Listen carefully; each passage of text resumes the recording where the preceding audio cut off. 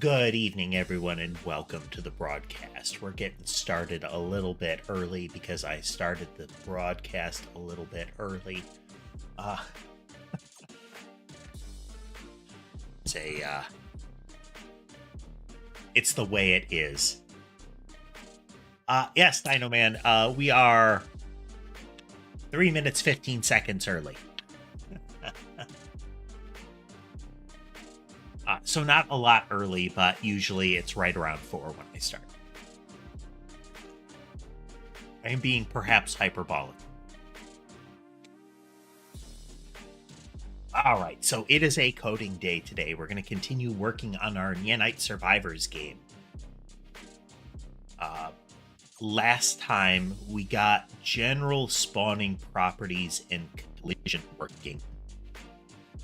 There's some more nuance I want to add to that kind of thing, but another thing we need to do is create the idea of spawn groups.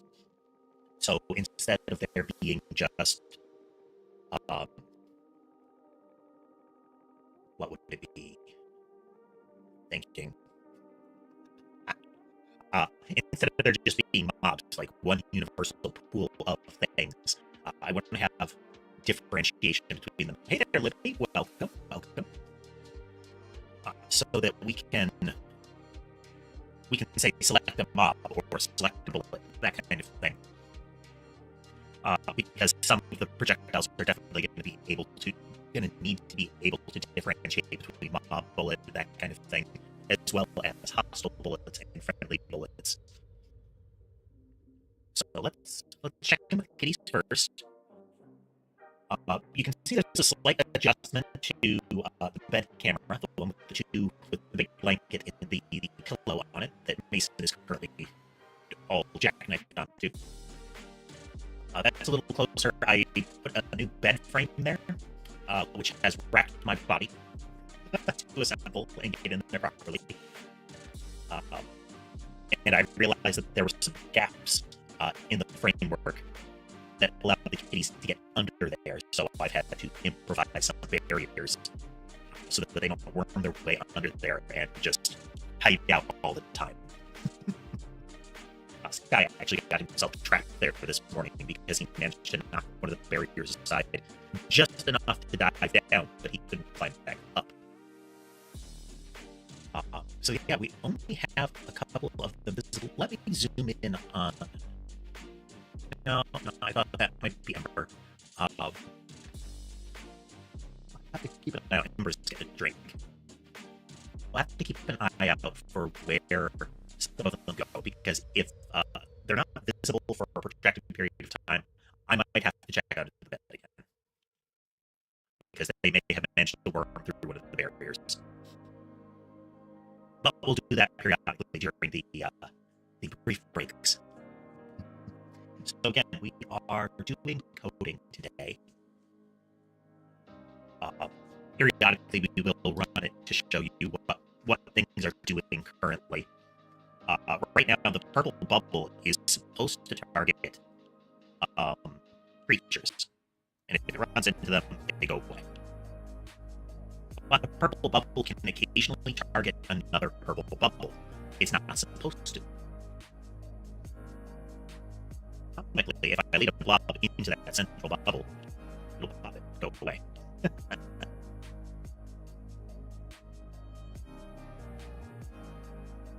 bubbles are also supposed to originate from the player.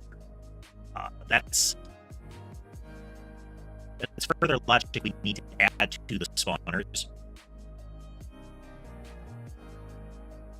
so that they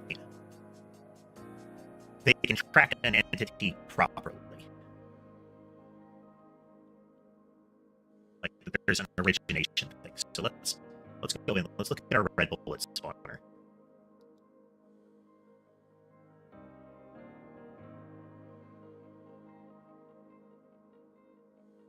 So there's the template. There's the template. Here's the script.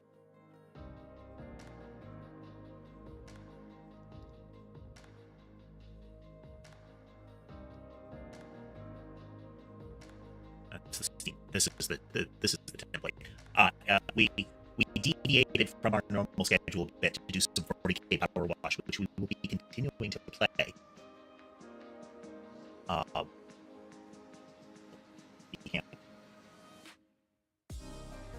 But we need to figure out wait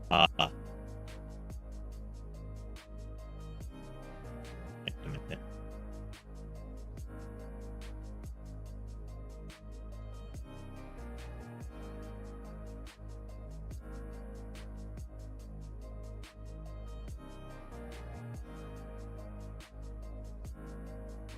That mob template as its script. Then it starts as a mob template.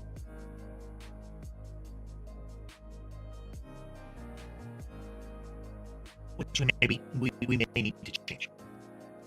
For those that haven't seen this before, we're doing a survivor style game, kind of like Vampire Survivors. So again, yeah, the player is the center of the camera. The world effectively moves around them.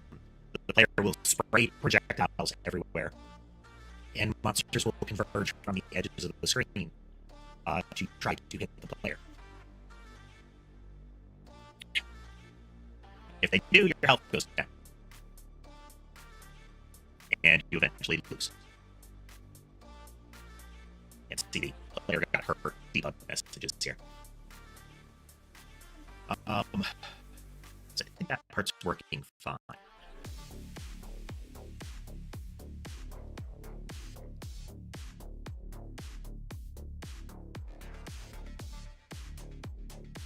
Okay, red projectile. That's properly lined up here. The template doesn't have a script, or shouldn't have a script, essentially. But it does, because, you know, audio check. Is it working now? I should have done a video check, but scrambling a bit. Probably scared away Libby and Dino Man.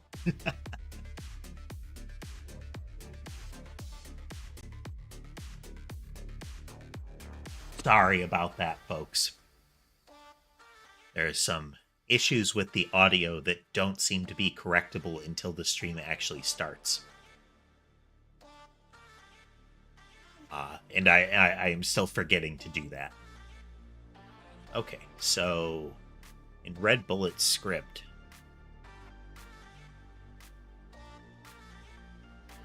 the Red Bullet object can just collide. Where's the movement? So this is straight at player.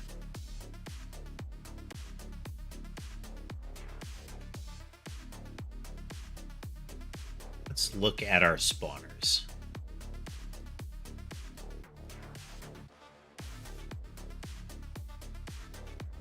It has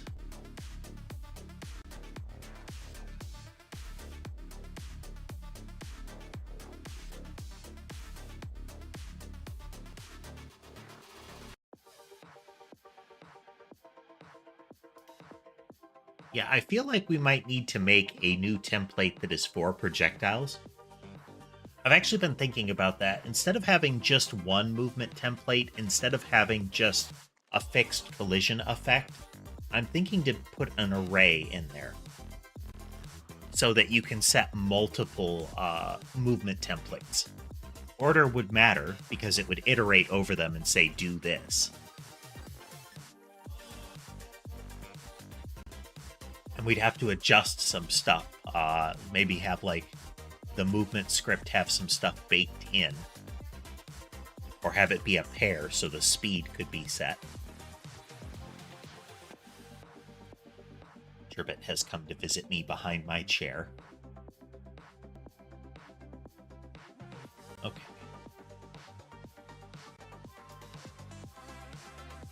So the mobs were able to... Oh, that's right, that's right. Let's... So if we look at the blob scene, it has a spawner attached to it.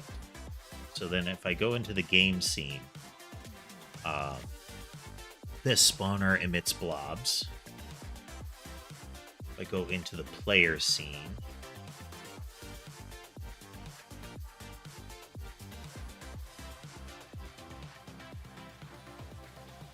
Should have a collision object that follows it.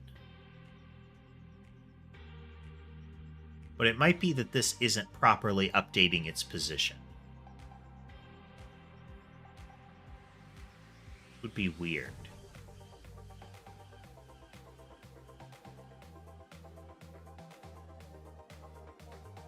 Hey there, Shu. I think it's Shu. Might be Sha. A short ooh. So I think it's Shu. Correct me if I'm wrong. Yeah, that kind of thing, Tess. That kind of thing where we can iterate different behaviors on it. I actually show or no? Okay, sorry. I'm. Well, you correct me when you when you get the chance if you need to. But welcome nonetheless. It would also open the door, Taz, to letting us put some Noida-like behaviors on things. To say, like, oh, you glue these two things together, so they now do this on impact, you know? You know, upon collision, this other movement behavior happens, or a different projectile kicks off. Kind of stuff. So let's look at that. Let's look at that. Go into mob template. We export a single movement template. We would want this. But it doesn't like that because you can't specify a type on a movement template.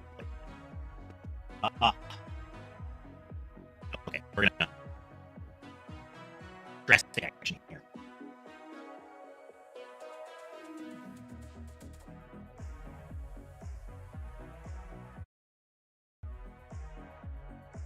And do a manual hard reset.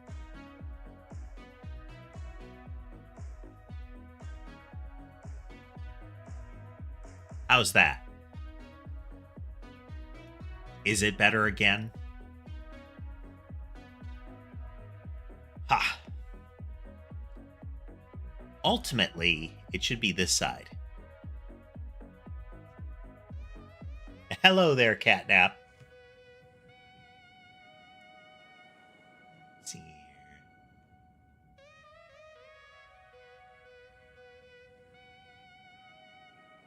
here. We're fixing audio. We were fixing audio.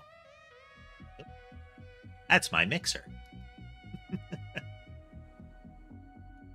We're doing a coding stream tonight. We're trying to keep our game moving. So mob moves at a fixed speed. Well, thank you. I appreciate the sub. We're actually really close to 4,000 subs right now. I think at the start of the stream, we were about 15 people away. So let's see if we can get there tonight. Okay, so a mob template currently has one movement pattern. And we could subject mobs to the same thing, but I'm also starting to question whether mobs should have the same template. Like, I like the idea of a mob working this way. They have one way that they move, they have their body, and they have a single speed. But a bullet could have multiple movement templates, should generally have a single body and animation to it. But it could have multiple speeds. Let me check here.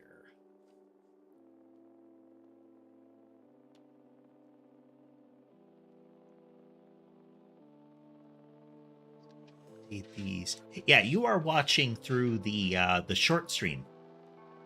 There, Catnap. The short stream currently has well, there are 3 streams going. There is the wide format stream, the short format stream, and a Twitch stream. So there can be different people watching different streams. So if I do mention something and it seems like I'm addressing a person and you can't see their text, that's why. Okay, so I'm thinking a bullet template might be the way to go here, and have an array of paired objects. How to accomplish that in Godot, though?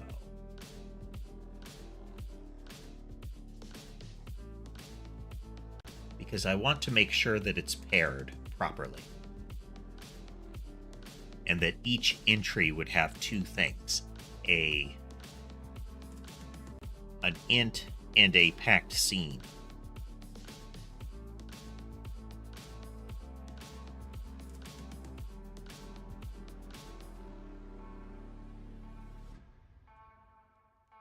Look, I know there are some things that have that kind of thing on them. Okay, player sprite.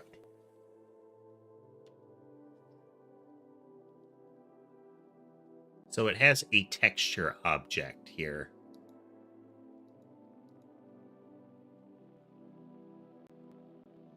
What was another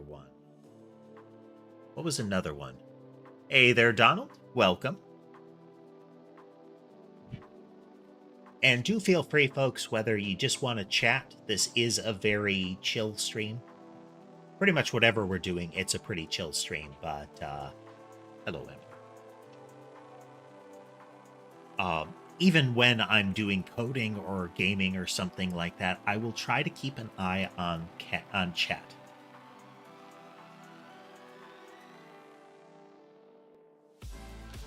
So if you have questions about what we're doing or similar, well, questions or just want to chat, feel free. If you don't, lurking is fine too. Okay.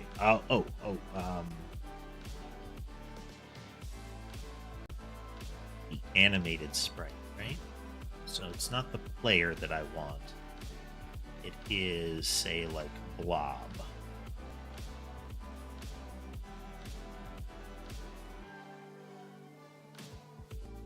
Blobs have animated sprites. Animated sprites have a sprite frame. I wonder how you set this up. Such that there are sub-resources like this. What was another one? Text. Text has that. Let's go to our game scene. For those just joining, we are coding a game. And we're learning Godot engine in the process. So there's a lot of stuff of me just trying to puzzle out how things are going to work.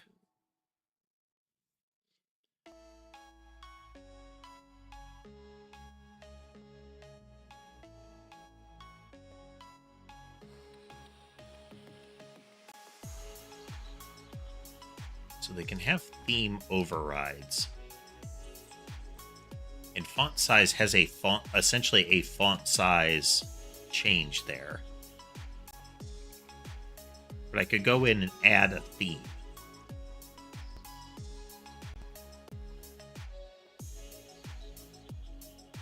Yes, I know Ember. Ember demands very intensive pettings when she comes for them.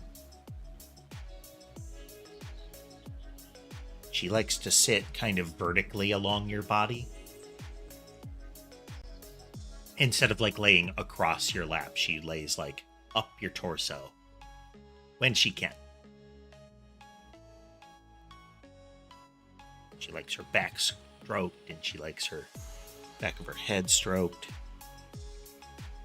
And she likes to slowly microwave you because she gives off a lot of heat. She's a tiny cat.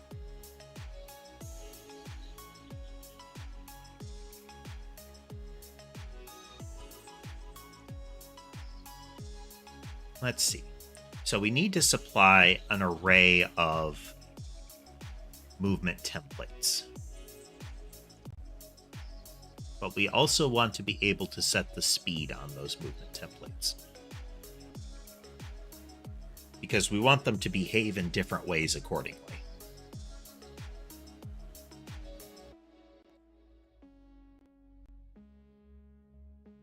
Well, Ember keeps scratching up her chin, but she does. I think she just gets an itchy chin and goes a little too hard on the hind leg scratching. Either that or she's scuffling with Sky or Mason. Not Mason, Sherbet. Mason generally doesn't play the same way as the others. Done now? Okay. Alright, so let's just look at a mob body template here. If we said movement template is an array, and then we go and look at purple, purple bullet.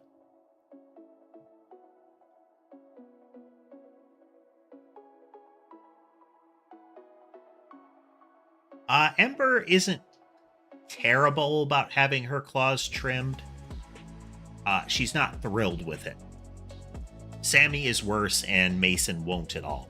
Hind legs, though, it's hard to trim any of them. Welcome back, Catnip. Catnap.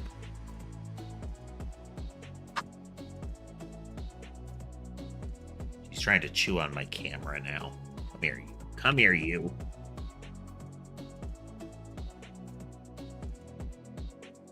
If she doesn't get the attention she wants, she'll try that. She'll, like, rub her face on and gnaw the camera.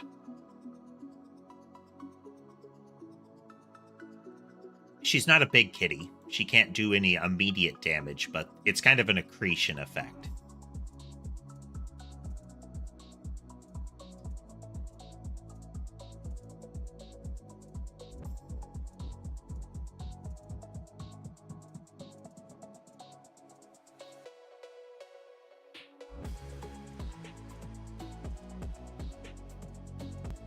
Well, I hope you can work through that, Scotty.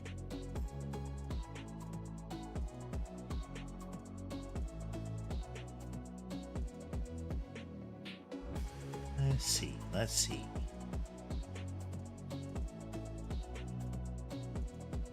We want an array of objects.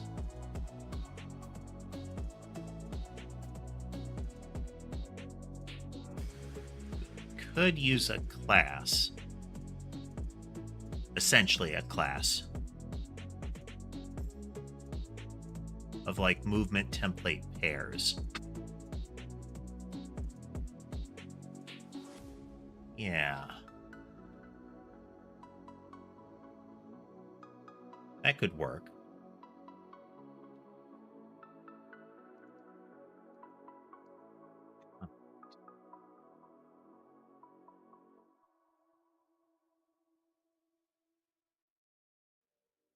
So these are creature movements.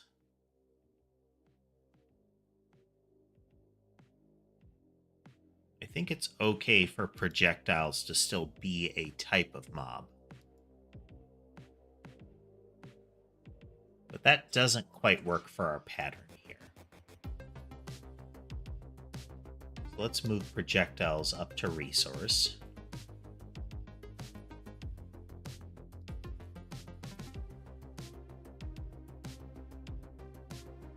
No, they would need to be mobs to use the same spawner.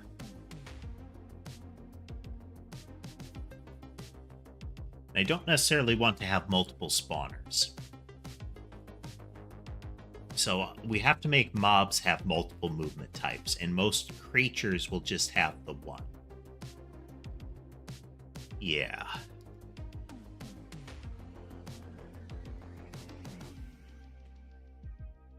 So if we make movement template an array, and then we go into, let's say, the player projectile. We go into its resource.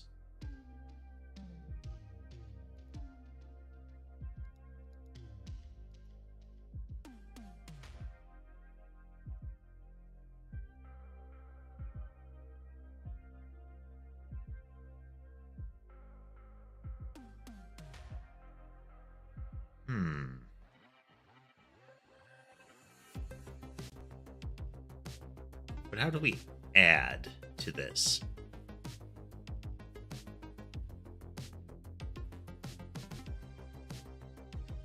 Well, thanks for joining us, Catnap.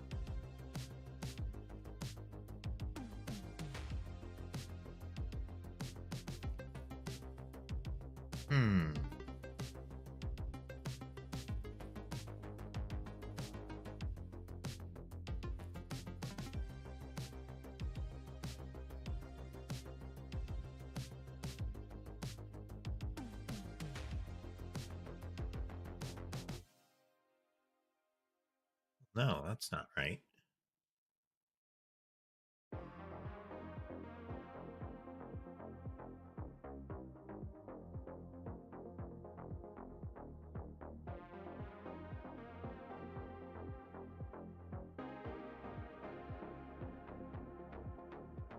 We're struggling a little bit. We're trying to figure out how to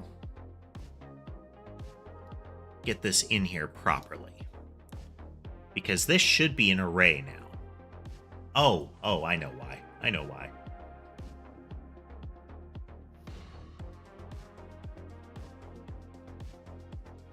Because this is an invalid line. It's that now. So it didn't update all of the other instances of an object.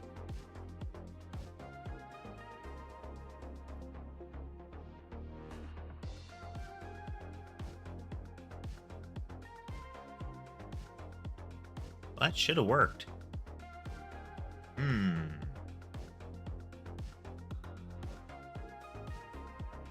Let's close all of these. We're then going to go to our mob template.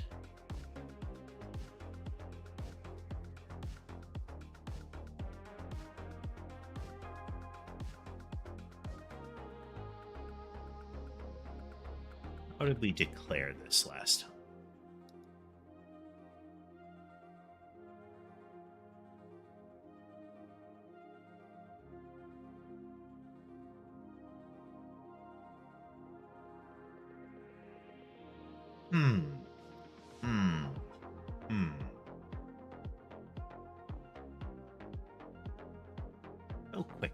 Real quickly. Just gonna do a little test.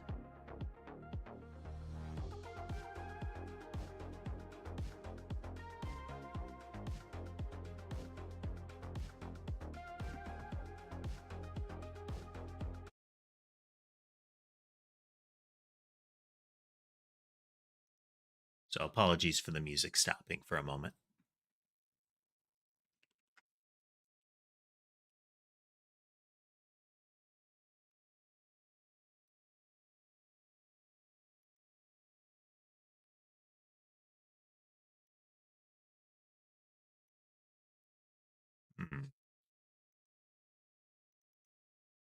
We're just testing something.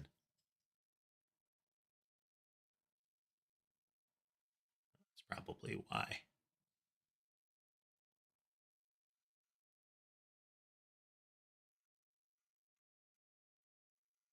Ah. Let's try one more. One more.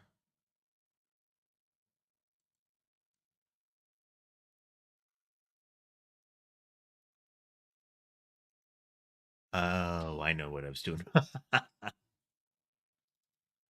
Oops.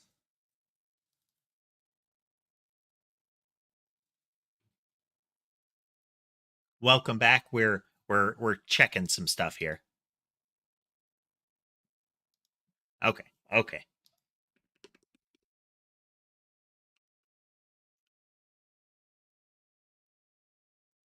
Music back on.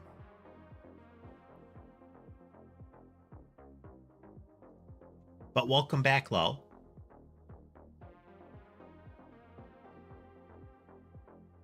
Yes.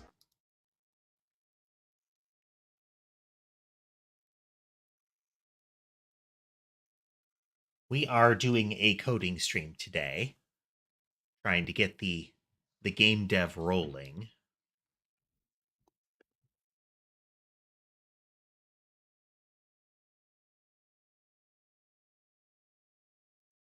Why cannot?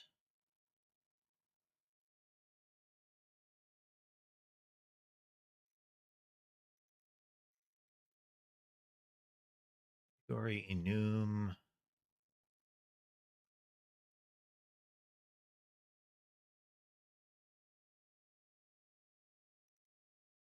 All right, let's see here.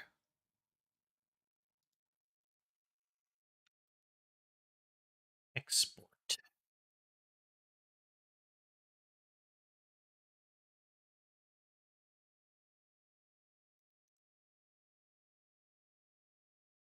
Five as a float. Ah, here we go. Here we go.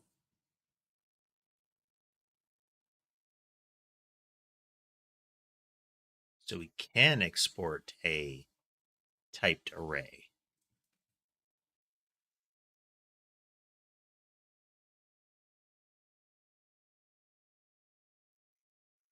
We are trying to make a survivor style game, so we are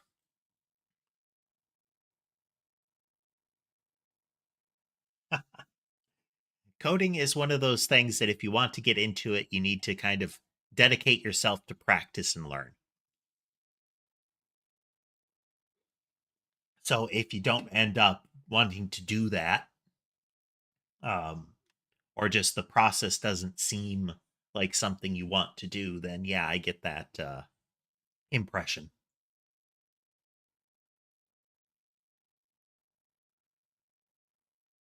File flags, flags.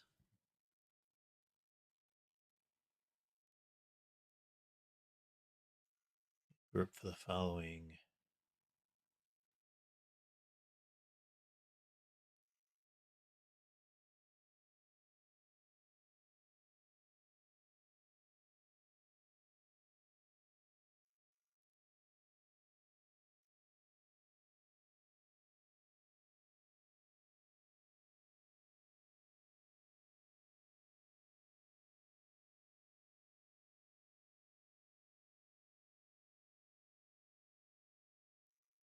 I don't understand this one. Ah, okay. This is clusters. This lets you define like these categories in the editor. Ethereum Wolf, we are doing some coding. We're making a game. And hello there. I guess it's Iden. You can ask me a question. Yes. We're currently just reading documents, so feel free to ask away. And I do have a bot that mentions the channel rules now. Again, it is not targeting you since it follows almost immediately after a text line once every half hour. Don't need a range. Don't need a subgroup. RPC calls. Oof. Oh, thank you.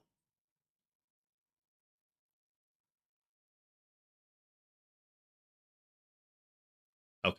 Okay. Well. Okay. So we would want it to be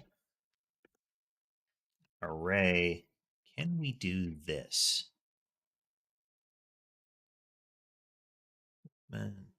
Template, int. No luck. No luck.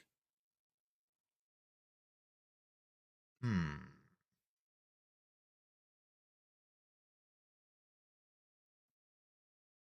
So what we're trying to do is make it so that we can do a two-value array.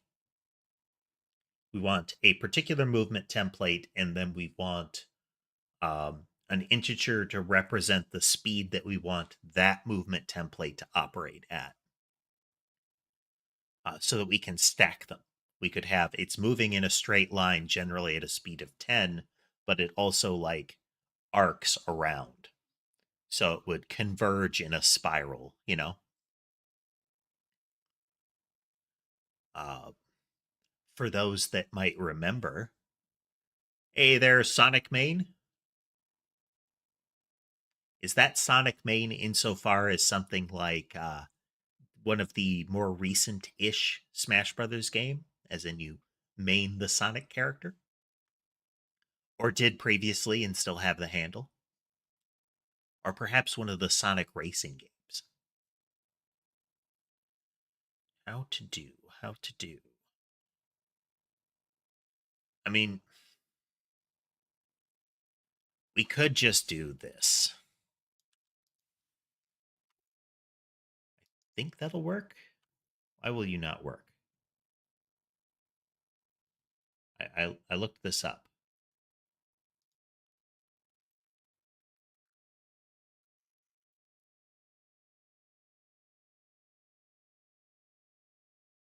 Word var array value.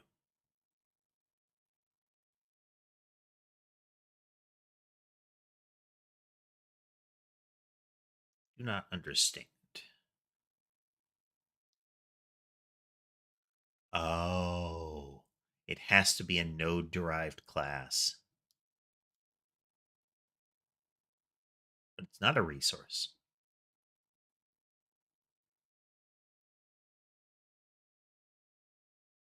Let's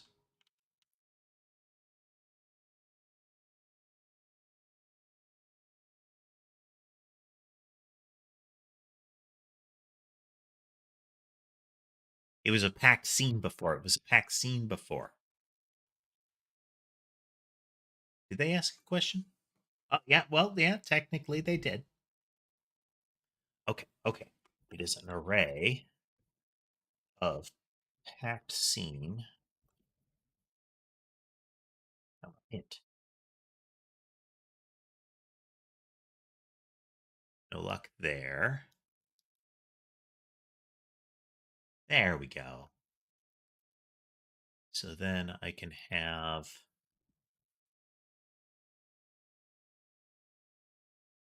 really don't like this because these can get out of sync. But what we can do is the first array is the movement template, and the second one is an integer to go with it. So then if I go into the template for this, yeah. So we could have to a random mob.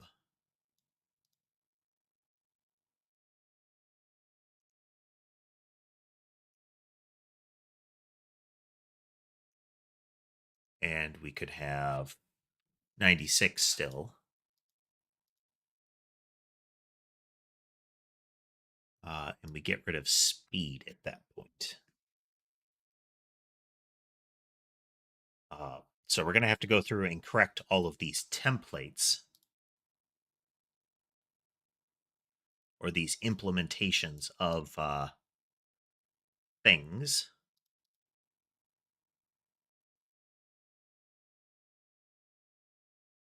Oh, okay, these are movement templates. That's not what I want. I want like purple bullet is to random mob at 96 only. Then if we had, let's get the red one corrected.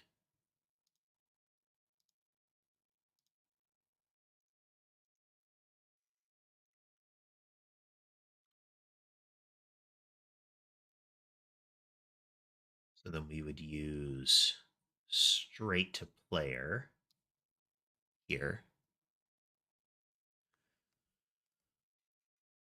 So Godot engine lets us create things like template files where we go through and we say, here, take this object.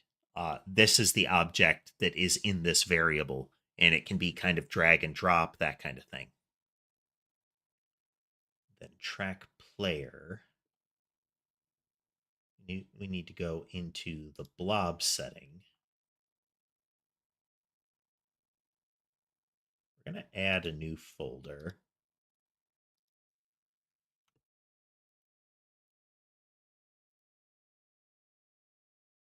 This is potentially confusing, but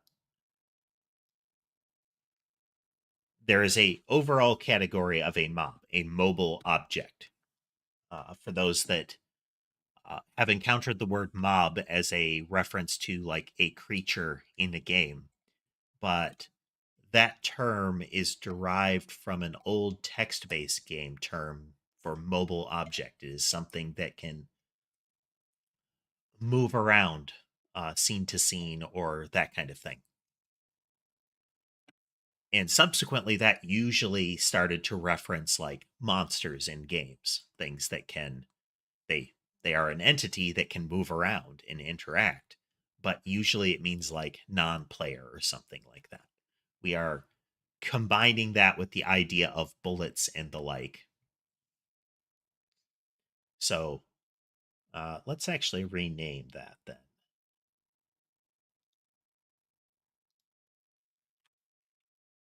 I'm going to say monsters, just to keep the folder structure rational. Okay, so then in this one, we need to add an element here and an element here. And it moves at 1 square per unit time.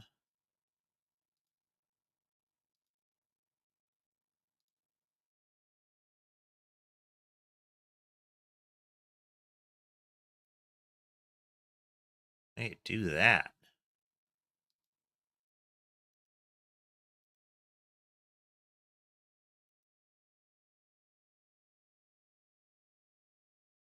Oh, no, we had, I set the size of the array to 96, not the first value of the array to 96. Oops. Okay, so track player. So we don't have red bullet set up, but we're not currently using red bullet, I think. Hey there, Tatum. Welcome, welcome. We're doing a game development stream today.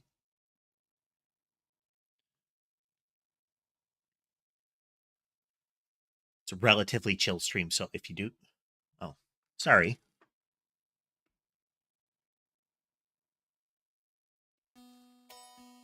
I forgot to turn my music back on.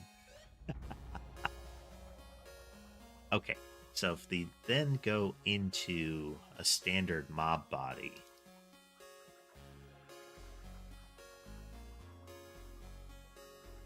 pretty variable, especially... Are you in the short form stream? Yeah, you're in the short form stream. Short form stream generally has people kind of zipping in and out of it. People come in, people go out a little faster than normal. Well, than you would expect. So sometimes there's lots of people chatting, sometimes not. Lol, yeah. I try to have stuff that is reminiscent of chiptunes, but I avoid using chiptunes. And hey there, Yolts. Hey there, welcome to the broadcast. Welcome to the game development stream. Okay. Where did I put the logic that makes them move that way? Okay. This is track the player. Oh, okay, no, it's in the movement template. That's right. So we don't need to worry about that. The movement template gets its speed value. Okay. So then when we spawn them... So again, game development. So we get a mob template. Mob template now has an array of movement templates.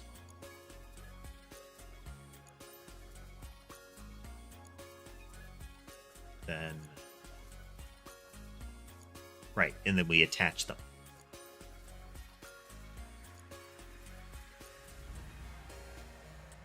Then currently we're adding mobs to this. We're going to correct that shortly.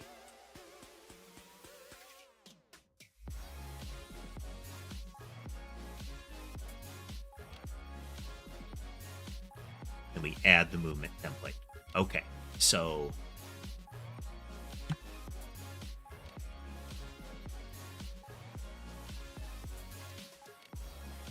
we are going to define this first. Hello, Sammy. Sammy is interfering with my keyboard. Sammy likes to lay across my lap and wants head scratches and back scratches and whatnot. Little bit of backstrokes, but not always, not as much. That's right, Sammy. That's right. For those that are new to the stream, or just swinging through at this moment, and would like to know more, we have our cat cam array, and I try to keep a kitty on camera at all times. We can currently see 3 of the 5. There are 5 cats, Tatum. There are 5 cats. We can currently see Ember is the kind of gray and orange or gray and tan one that is mostly on the camera. She's actually very tiny. That camera zoomed in really close. The one on the pillow, kind of curled up, is Mason. And the one up in the tree is Sky. Not visible is Sammy. She's a small tuxie. She is slightly bigger than Ember. And then Sherbet, who is the same kind of tan and white that Mason is, but it's splotchier. It's much more irregular. And Sherbet is a little bigger than Sammy, and Mason is noticeably bigger than Sherbet, and Sky is bigger than Mason. You can't always get the size, a view of the size from the cameras. Like, again, Ember is very much the smallest cat.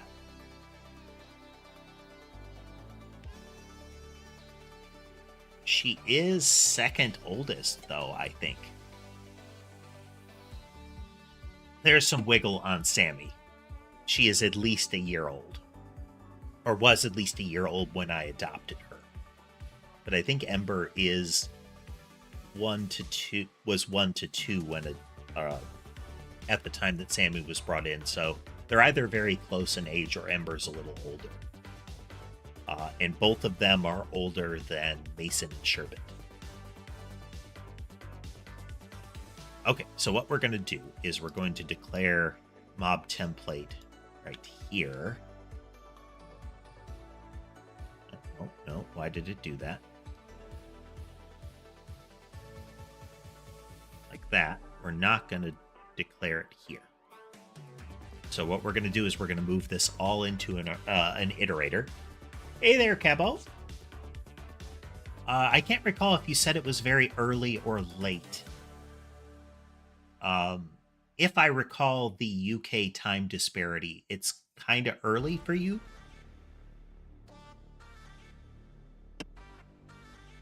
Like, oh, okay, okay.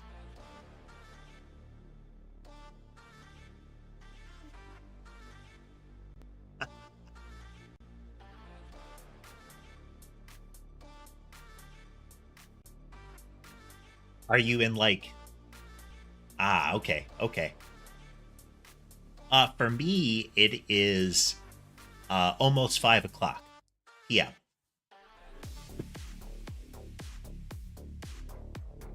Okay, so it is 4...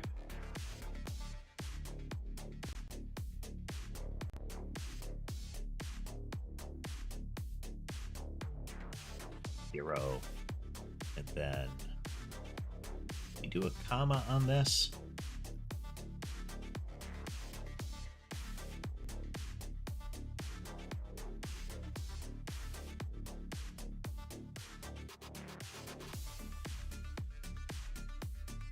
I think we would do it that way.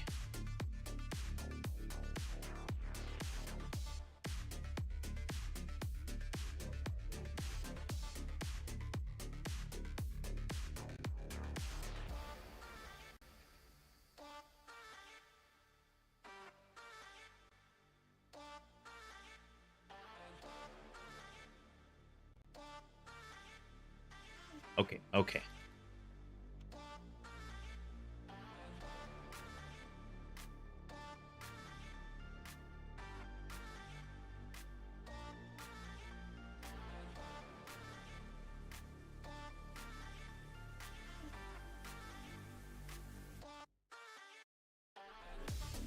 Well, thank you, Rosie. I appreciate the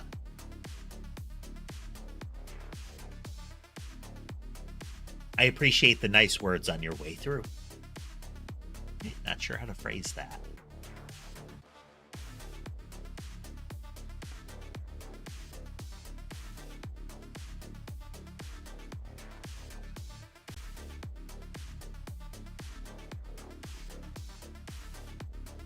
So we do that.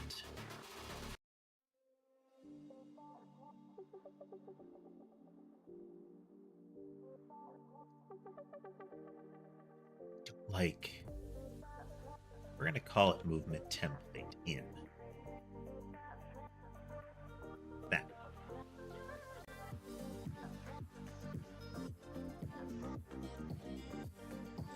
Yeah. Ideally, I'm going to be live tomorrow, Tatum, to deal with time zone disparities for folks.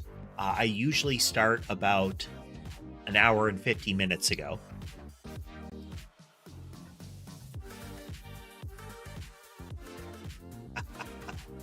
I don't like generic variables either. So in GDScript, the scripting language specific to Godot,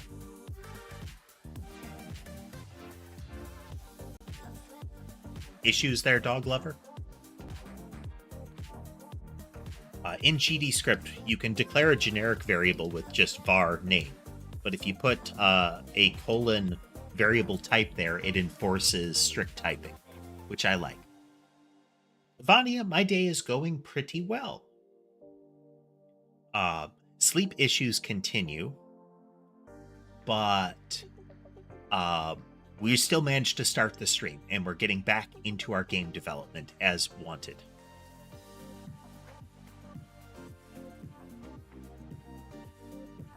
Nope.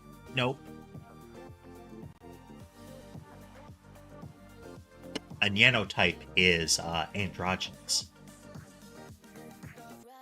And my voice is male presenting. Well, thanks, Lol. I'm happy you enjoy it.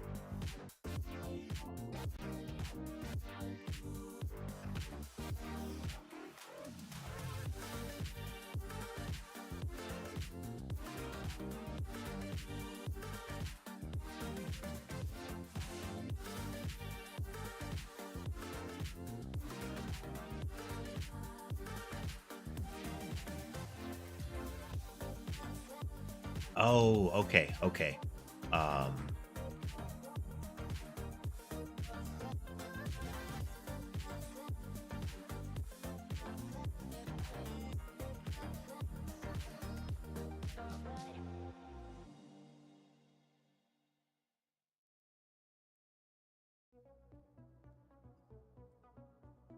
Not as. Hold it. We're using very verbose variable names. That's a lot of emojis. That is indeed true. He's snoozing there, Tatum. He is snoozing. Let's zoom out. Let's see if we can spot one.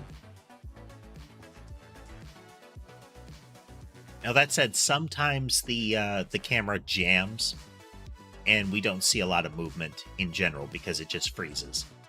But we can fix that. Sonic Superstars. I can't say I'm familiar.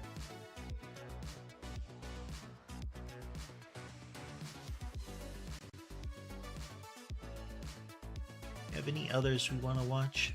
Okay, let's do some zoom-ins, huh?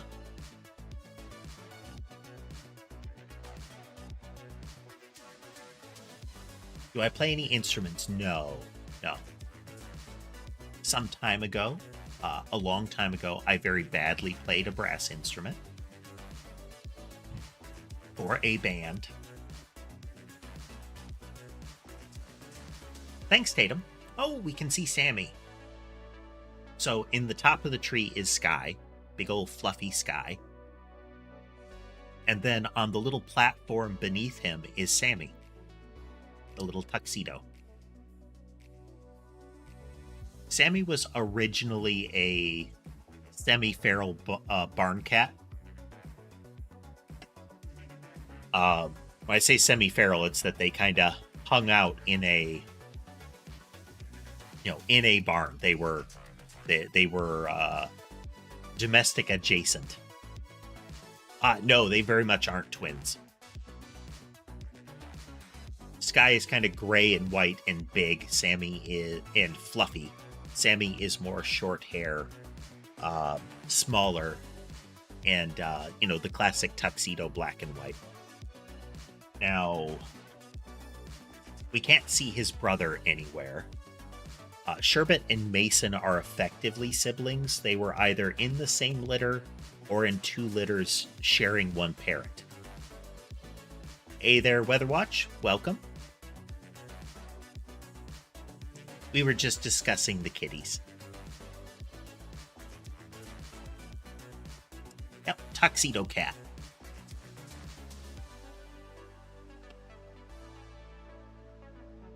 Okay, instantiated movement template is here. It's equal to...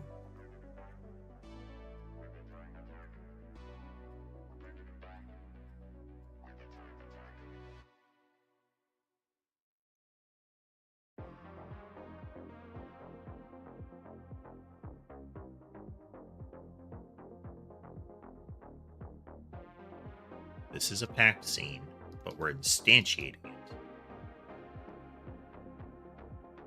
Okay, no, it is a movement template.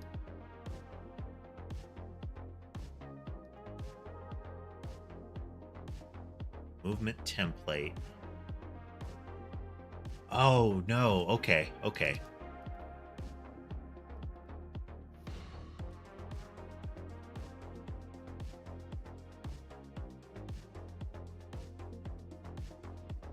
This is a movement template object, or the packed scene. But I can't do this.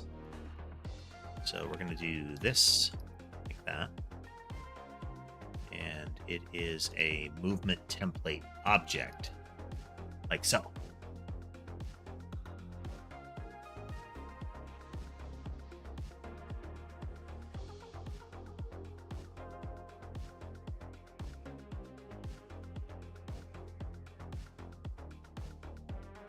Okay, so this should iterate over each one.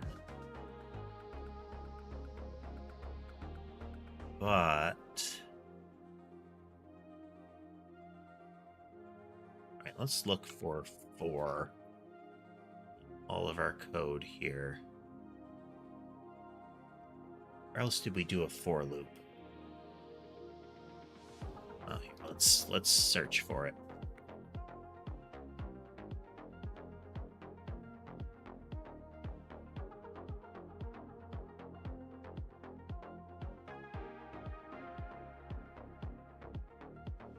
Looking for the for iterator, not an object that contains the word for, such as format.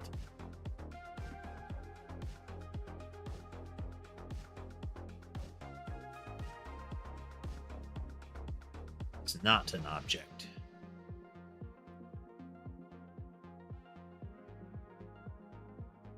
F is conformal. Interesting. Global scope.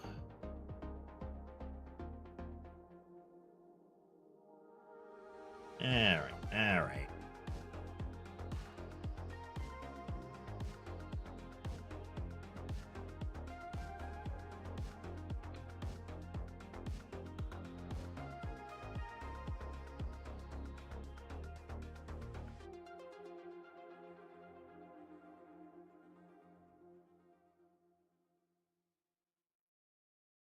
Just checking some stuff here a moment.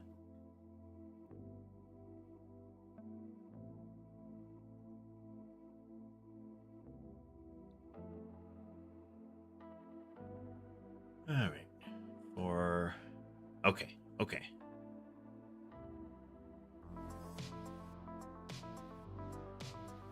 Okay. Okay, so for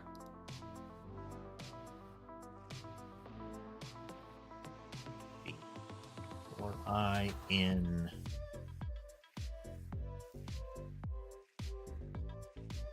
to spawn movement template size like that, then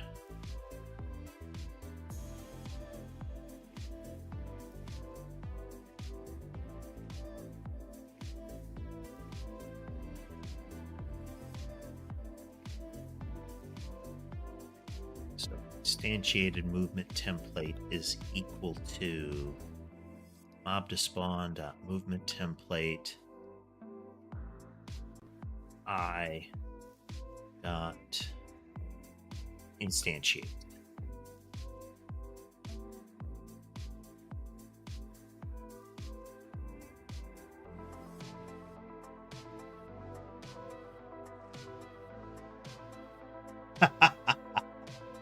Illegal amounts of uranium-235. Background is nice. I do like this background. This is one of the nano vats.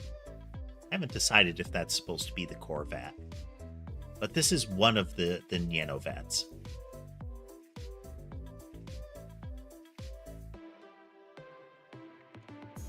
Issues there, Denise? I think that's Denise. Is it Dennis?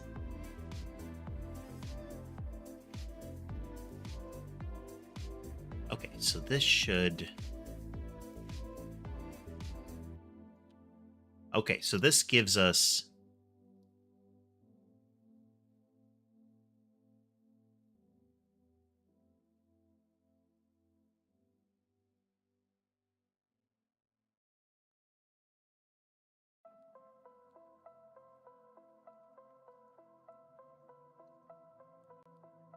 as movement template. Don't need this line.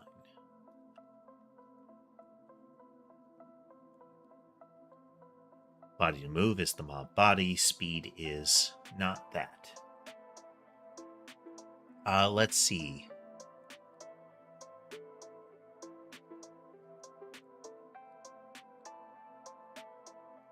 Call of Duty story. I'm not really familiar with those. I am making a video game. We are making a Vampire Survivors-like game. We are simultaneously learning GD script. Games and future streams, lol, we do want to finish the 40k stuff in Power Wash. So we'll be doing a bit of that next week. Once we're not playing Power Wash, we're also going to be getting back into the Apollo Justice Ace Attorney games. Or at least that set of the Ace Attorney games, since Apollo isn't always central.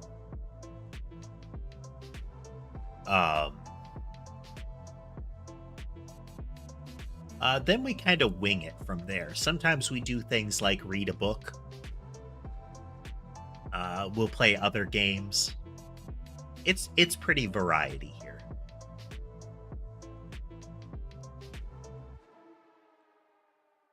Okay, its speed is up to spawn dot movement template speed I.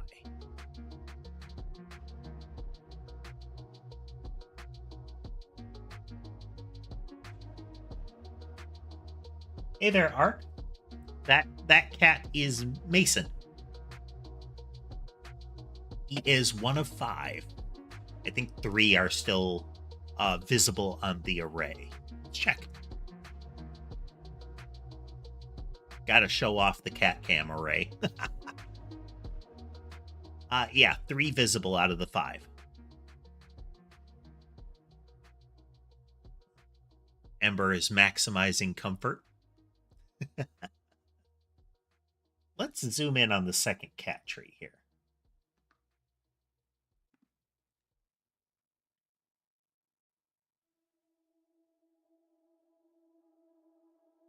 Oh, you can see him. He kind of blends in. But that is Sherbet. That is the other tan and white cat. He is the middle-sized cat. But you can kind of see his tail and paw there in the little house.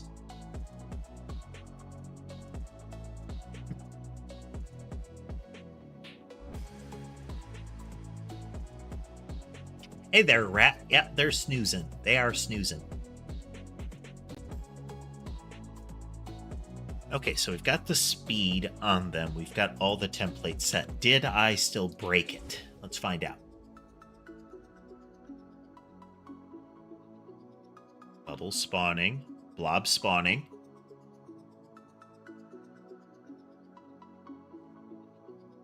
How much does it cost to keep them fed? Well, let's see. Wet food. They consume about 2 5-ounce tins a day, which is less than $1 per tin. And then they eat a variable amount of dry food.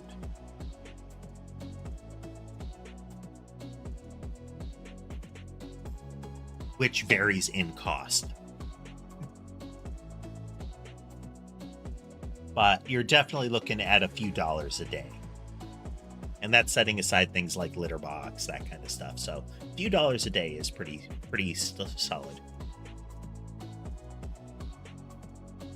Sometimes folks get the impression that cats are really inexpensive to keep because they keep to themselves. But if you want to keep them properly healthy, you do need to commit resources.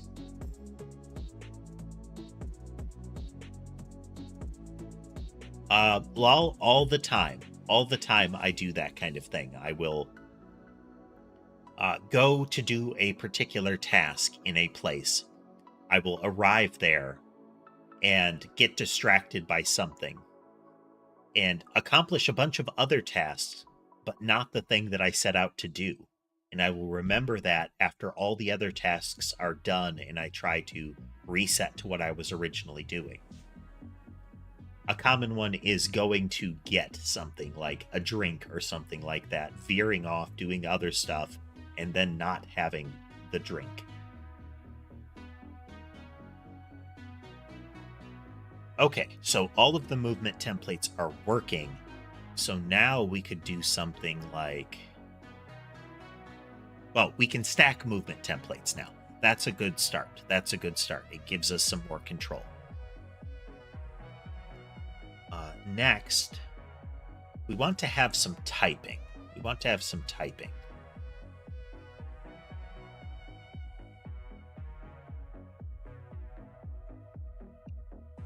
So there's a way to group objects.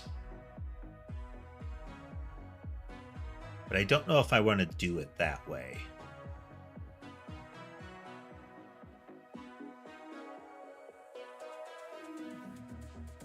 So if we look at project, is it in here?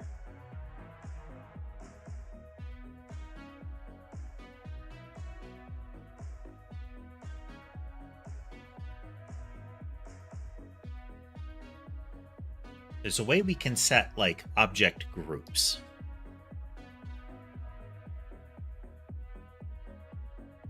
Health and damage currently is handled in some global objects.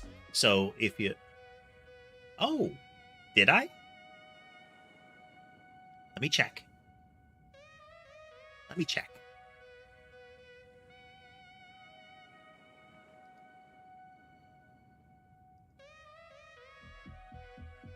We are close. We are very close.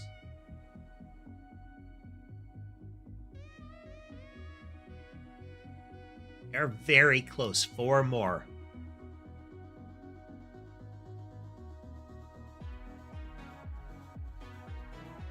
We'll see by the end. We're getting there. We're getting there steadily, slowly.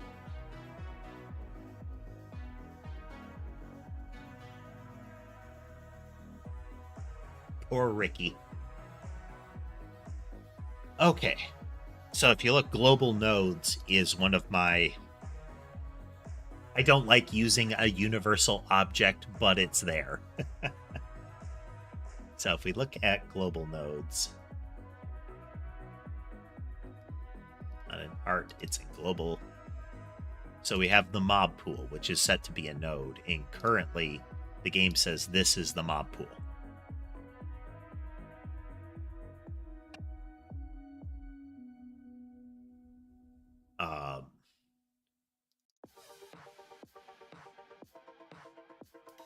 So we can add them, and we could manually add them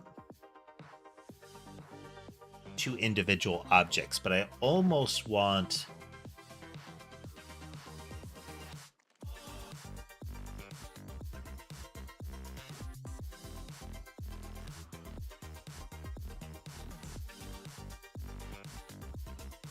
would love to have a way to individually target a mob.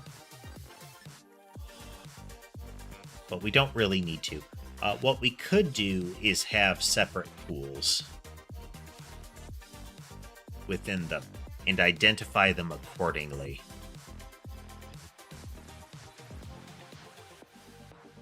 Let's just do that. Let's be expedient. Let's not...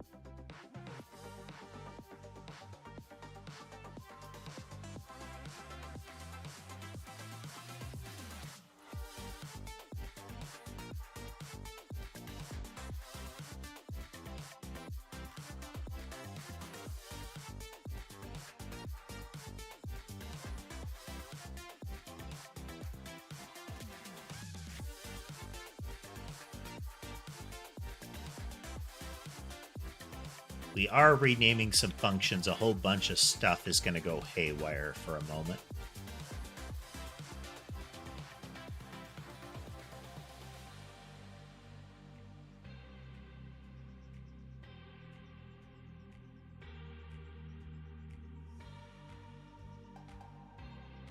We're kind of being brute forcey here.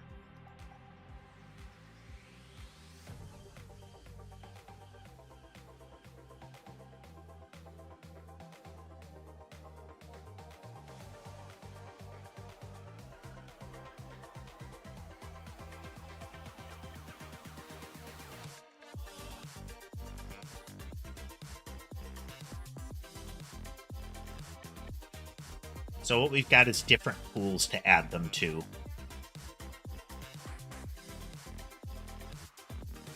Items? We are going to be adding some items, both like the classic XP orb kind of thing that you have to touch or get close enough to, health pickups, that kind of thing. Technically they'll be mobile objects, but not really because they won't move. So that'll be another thing that we're probably going to do, is have an entry for what they drop when you bring them down, you know? But we'll see. Yeah, things like temporary invincibility, things like, you know, massive damage amplification, that kind of stuff.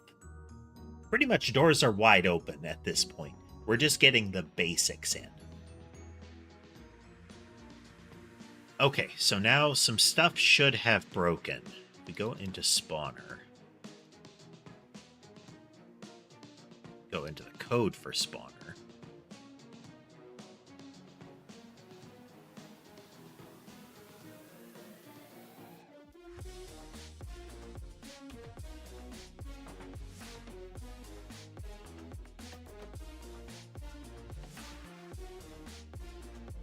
I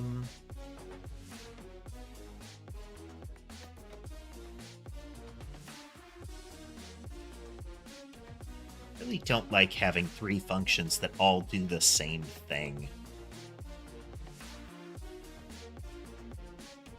Okay, Lol, thanks for joining us. Okay, so we're gonna have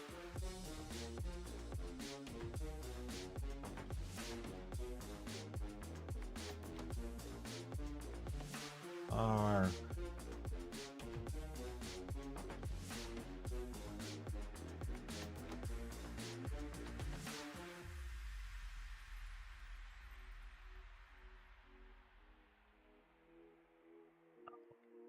It is an enum, not a var.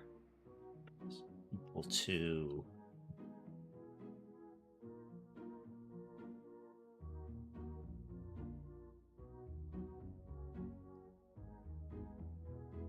Okay. So we're going to have monster. We're going to have monster bullet. Player bullet.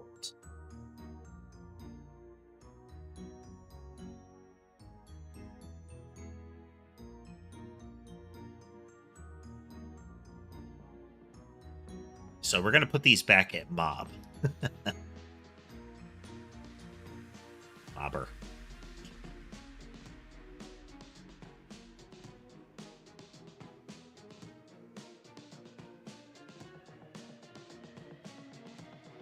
We're taking, we're taking ideas. Generally, using the Discord will be the best way to put in suggestions.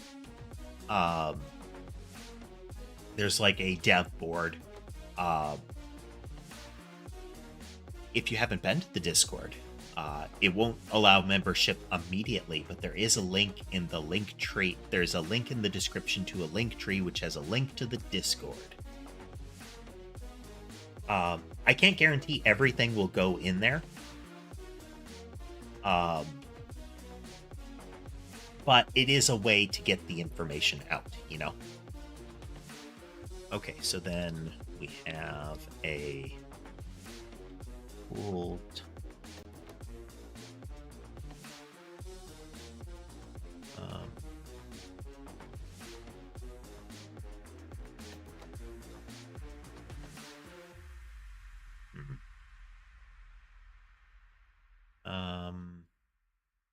just a moment. Actually, we're going to take a moment to have a quick break, and then I will be right back.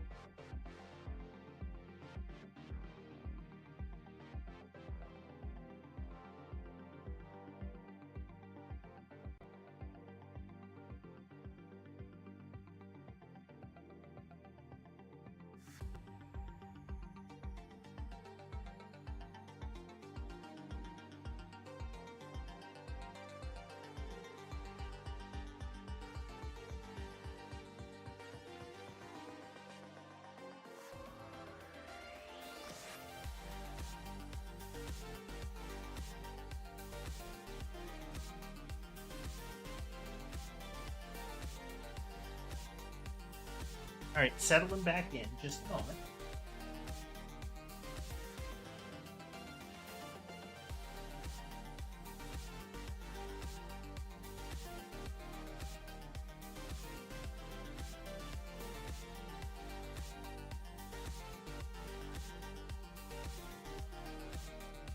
Alrighty.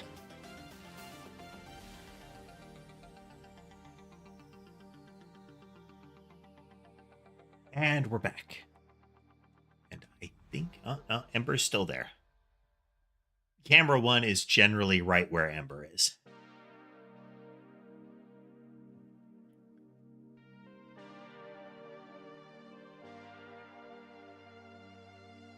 Now, I use Epidemic Sound for my music.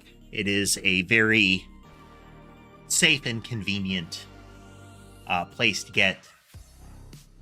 It's not open source music. It's not public domain music. But it's a place that...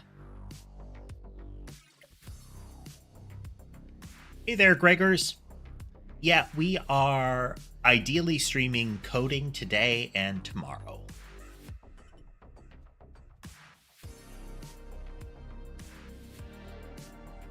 All right. I meant to check this.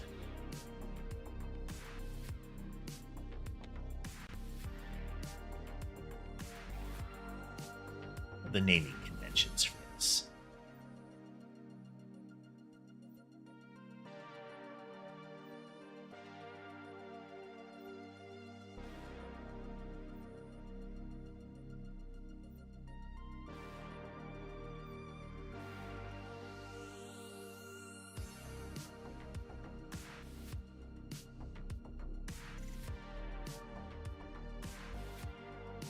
Camel case. And we're gonna keep with Pascal case for a lot of these. All right. We'll consider it a constant. We're just gonna use Pascal case everywhere for convenience. Hey there, Trang.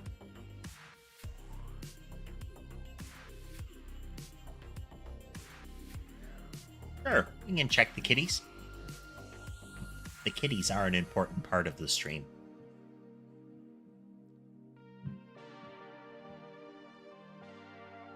Yeah, Gregors, I should be streaming tomorrow at about the same time. The stream for that day should be posted, so you should be able to see it for when it's gonna show up. So we've still got Ember visible. Mason has shifted slightly. And Sherbet is now peeking out of the tree. You can see him a little more right now.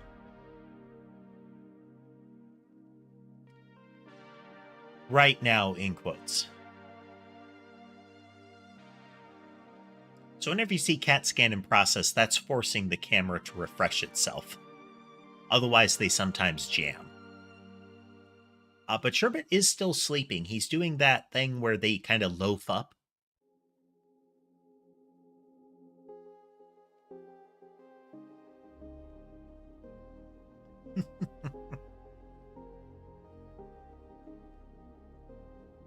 Okay.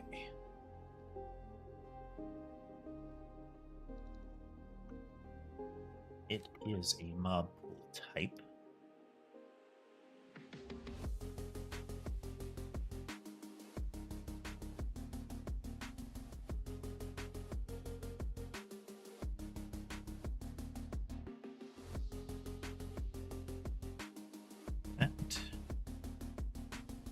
That.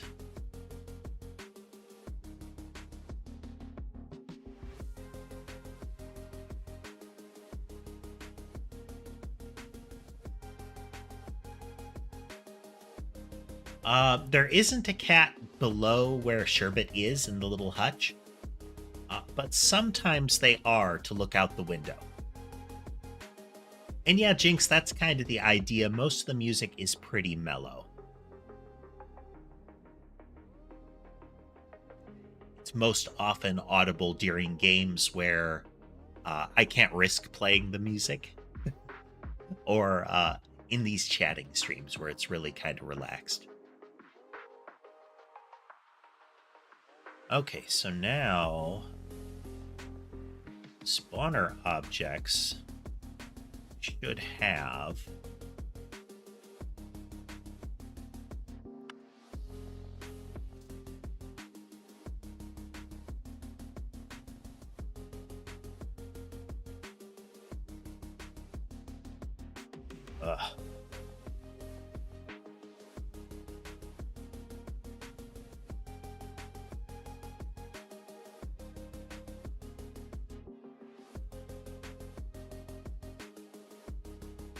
okay.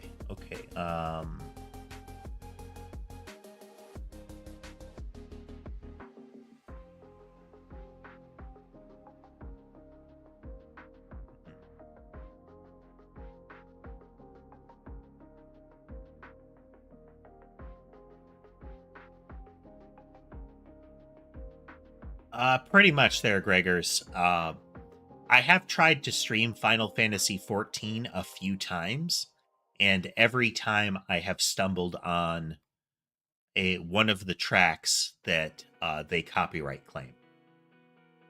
And I don't like having streams or videos where there's a claim on them. I try to keep my streams only long enough that I can easily do that.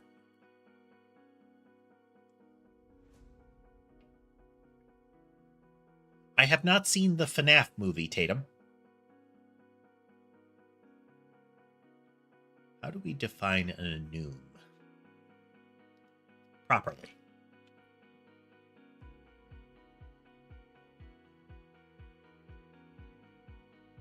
It's not an object.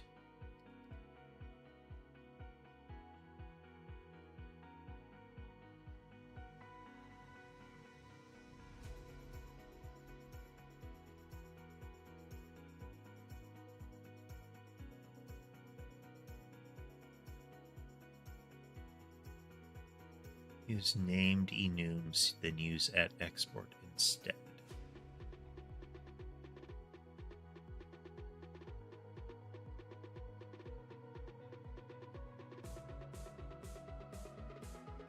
That's right, there are 5 cats. One of them is visible right now. On the bed with Mason.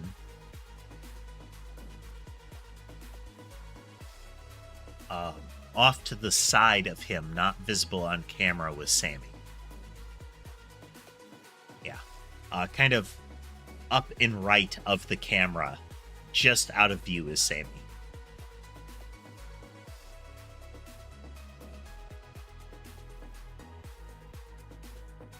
Okay, so it's not an export type. Maybe... do I have to export it?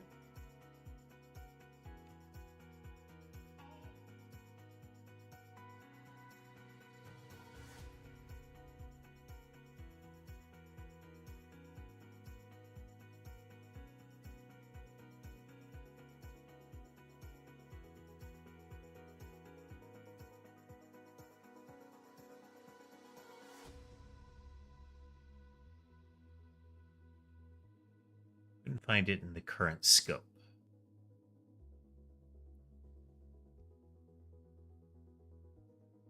Oh, just a second.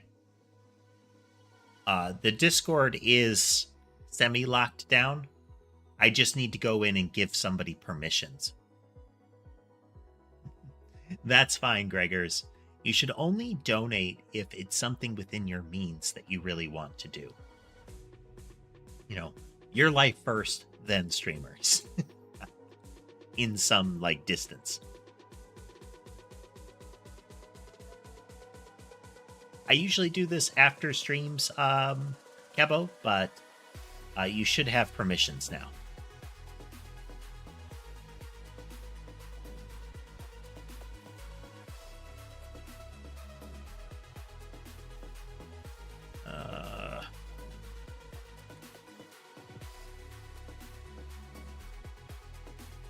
About that.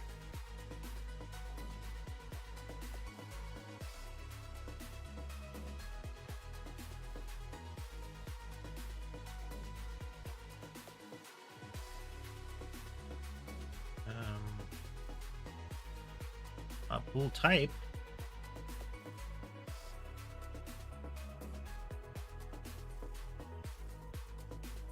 Well, I appreciate the sentiment, Gregors.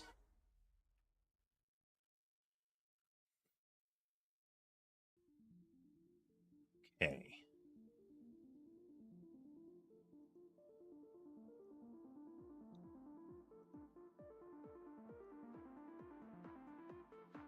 Getting something up here.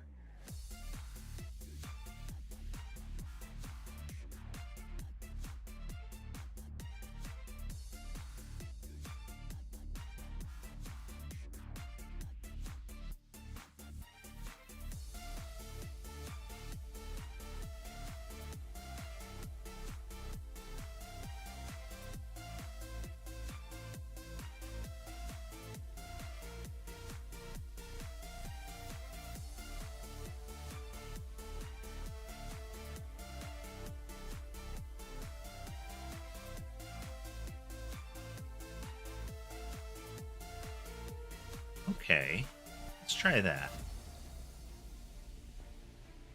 Okay, so in global nodes, we'll say class name,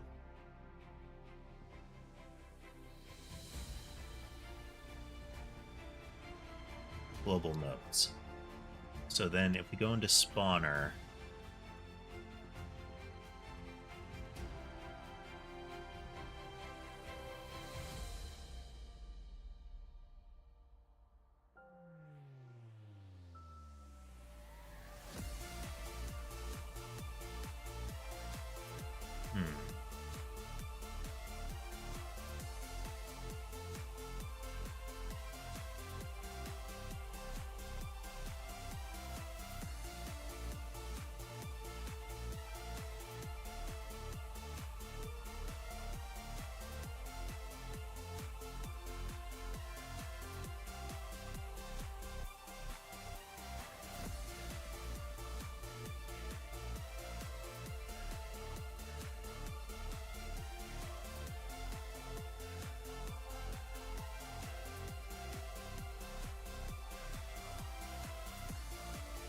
this is awkward as all get out if this works.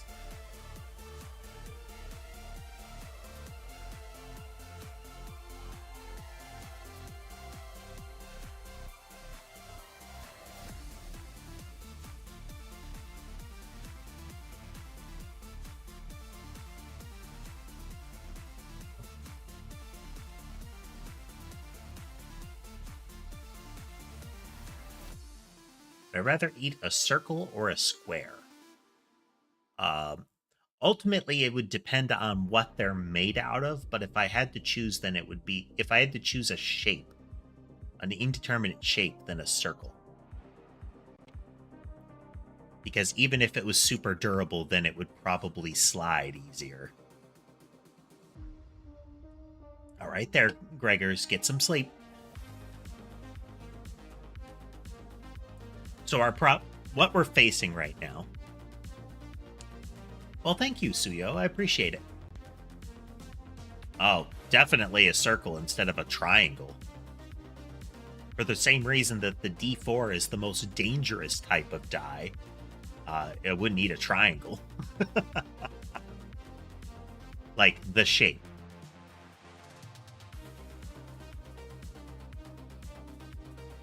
Food in triangle shapes, now that varies, because some, you could bite off bits.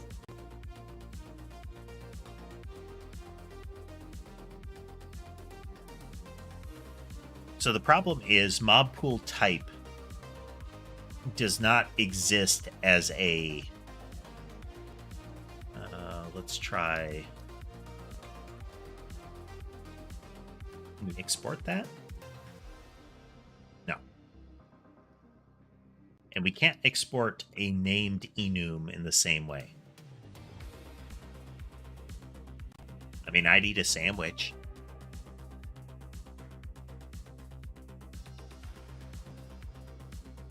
So this is part of an object that everything can reference. But this isn't a thing that everything can reference. As a class.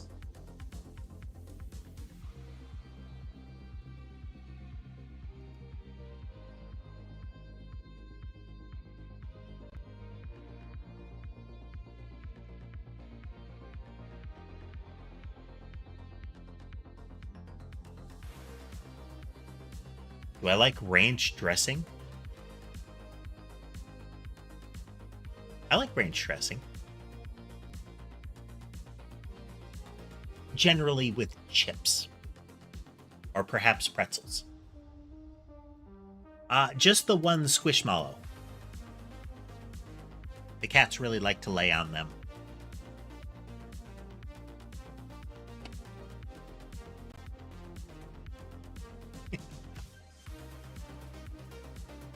All right, Vic. Not an int. I don't want it to be an int.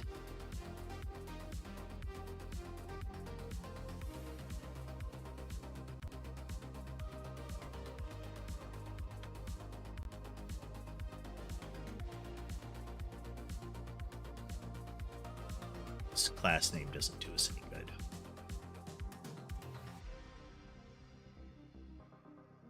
GTA 4 probably wouldn't end up playing GTA on stream. It's not a bad game, it's just not something that I would normally stream. That and those games tend to be crawling with copyrighted music in some fashion or another. Ranch is an interesting flavor, but as far as like a lot of sauces aren't really something that are foods. They're just flavors.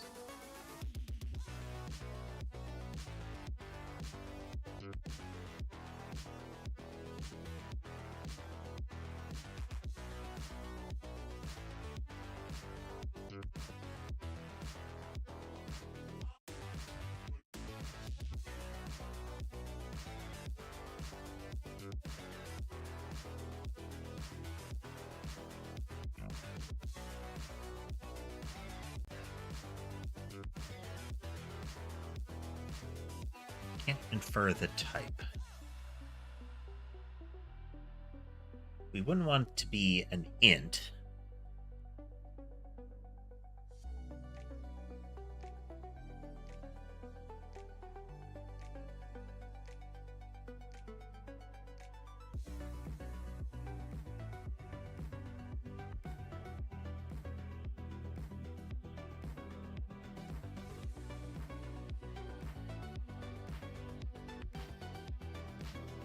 How to do this? You know what? Fine, it's an int.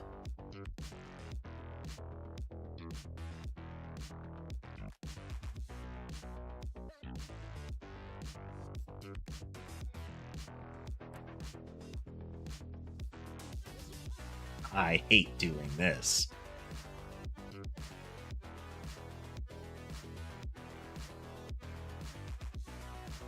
So this essentially is just saying, in this file, I can name them. But this means that I can't use a good naming convention in the mob spawner without having to deal with this. Like, I would like to deal with saying it's a monster and not have to know that 0 is that value. Because having this used as an int is fragile.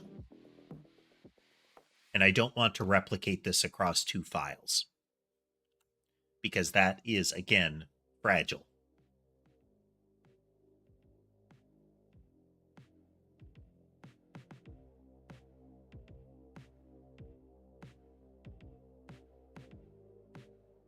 Could we... No, we can't expose it even if that's the case.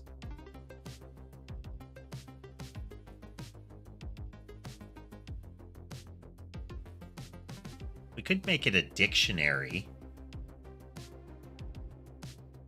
and treat it as a enum.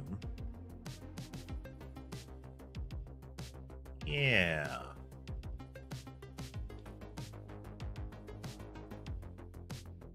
Not in caps.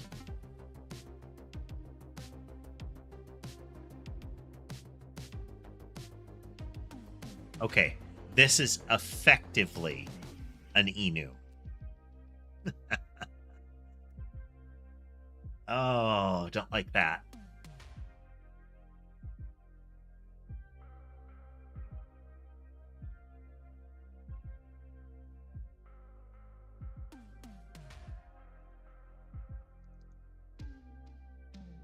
But it's an int in that fashion.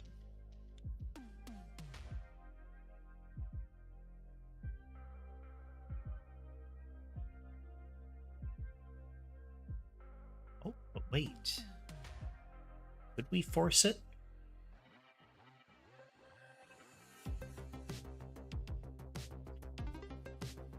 No, we don't need to.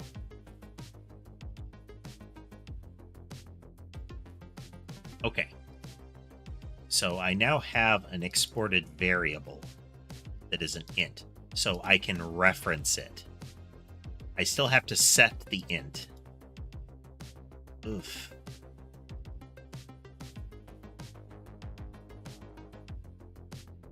And I set it to a particular value of that. Because otherwise what I just did is meaningless.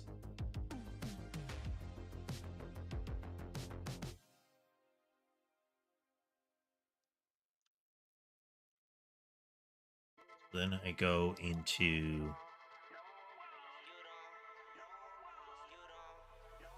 the mob template.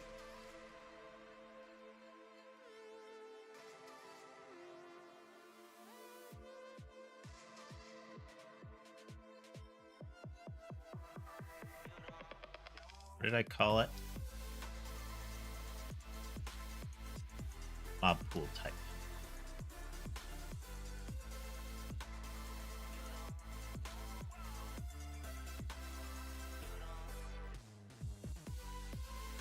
Welcome back, Tatum.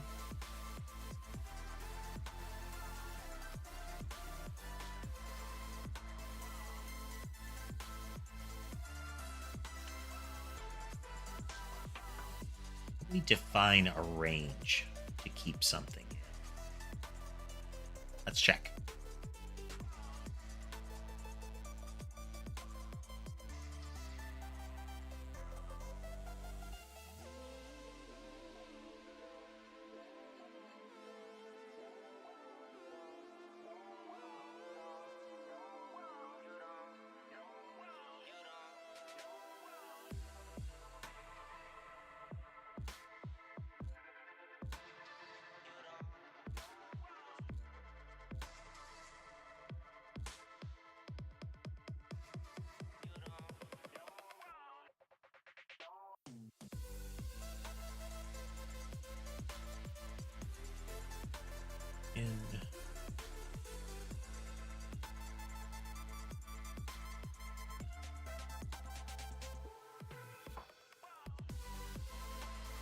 You mean like chewing gum, Tatum?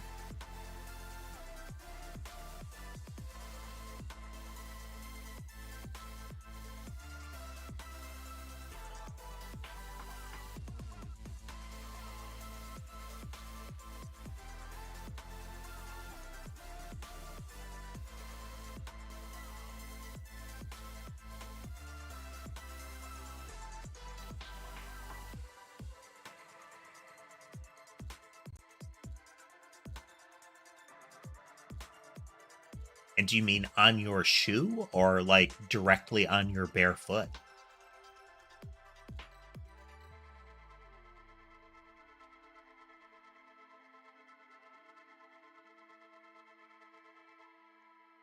Have that.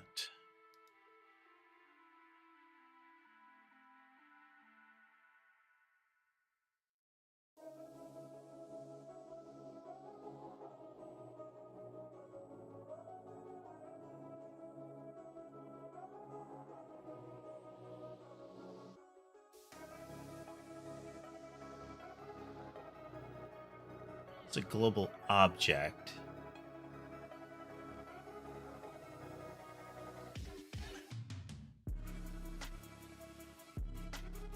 But we don't want a node for this.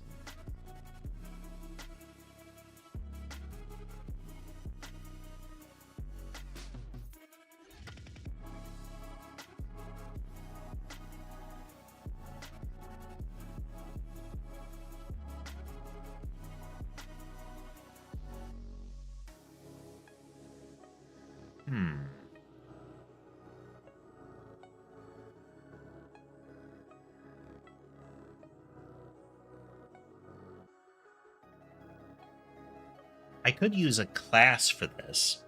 So, for those joining us and are wondering what I'm muttering about, we're trying to go through and say, we want to add creatures to entities to particular pools so I can track them.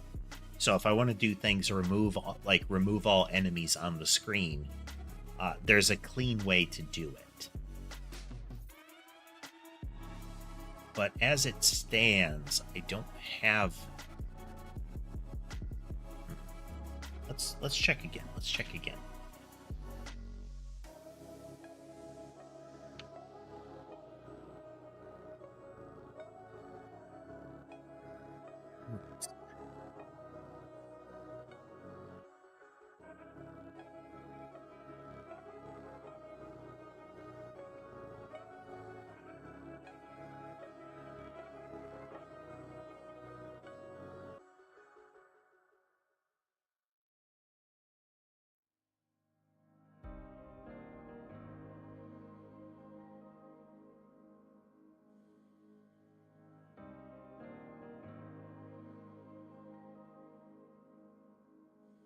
That is correct, Nasco.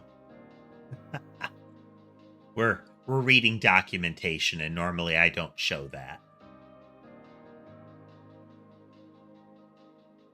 Can add an entity to a group. Can we just do it that way?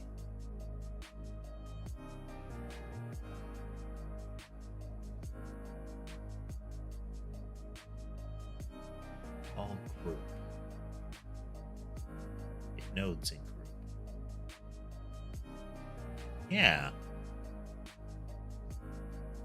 Yeah, okay.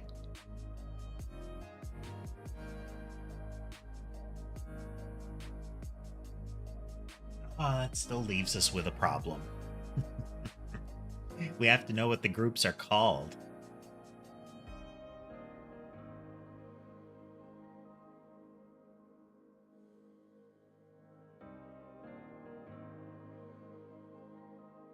This doesn't really help us.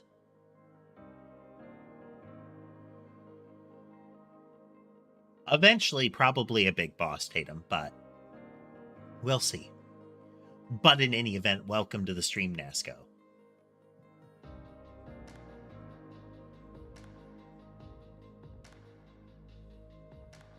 Chili can be good.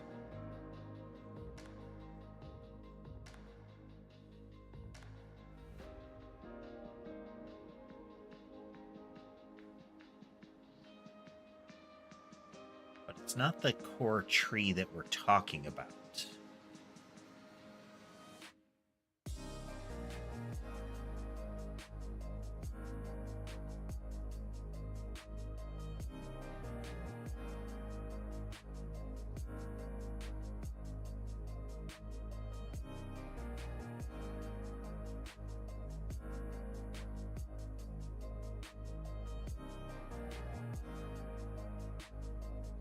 Well, I think there's nothing for it.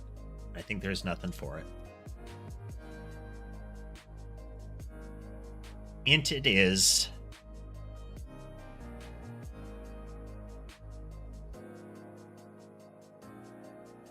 We'll just have to be cognizant and reference our global file. Unfortunate. So we'll just say it has a type. So then if I go into the projectile body template, it should have a mob pool type, and in globals, purple one would be a player bullet of 2.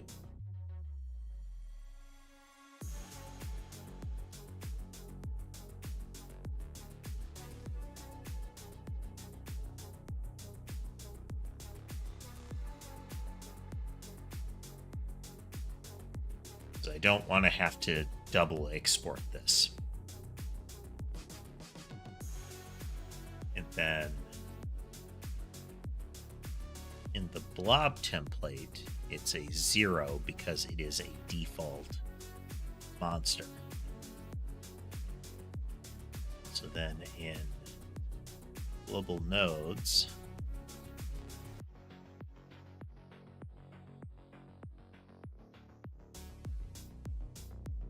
if this will work. I then go into spawner, add mob.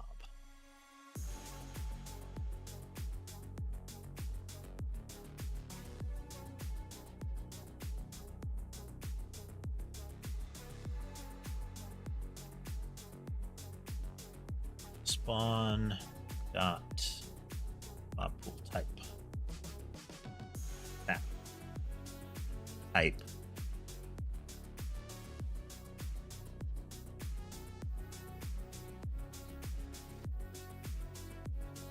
Okay, it does have to be an int.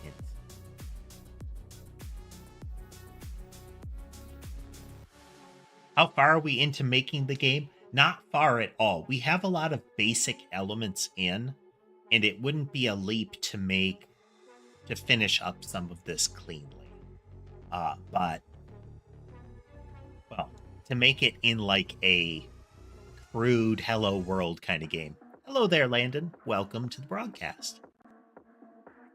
We're doing a coding stream today, which means it's kind of a lot of chat and me muttering and staring at a screen.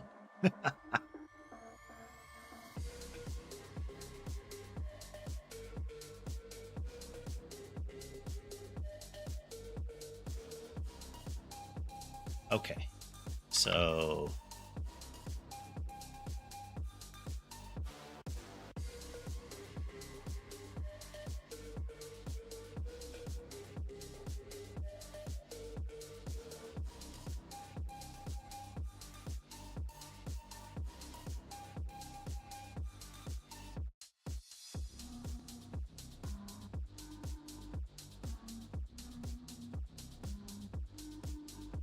all right, Tatum. We're making a Vampire Survivor style game. So right now what we're doing with it is trying to set it up so that I can have organized like clusters of nodes. So like a pool of them, so I can interact with them as a group without it being a named group necessarily. I could make them a named group, but we'll see later. We'll see later.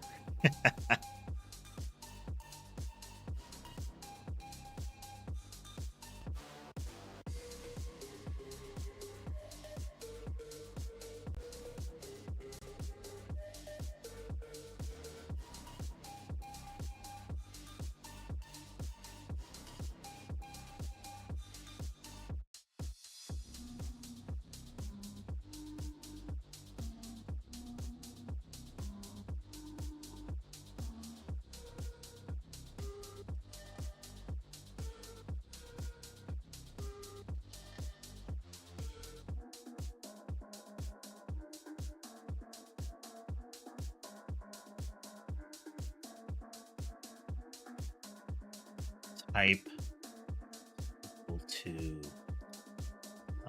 type as mob type. That work? Yes. Okay, so I'm converting an int into this because the values are ints.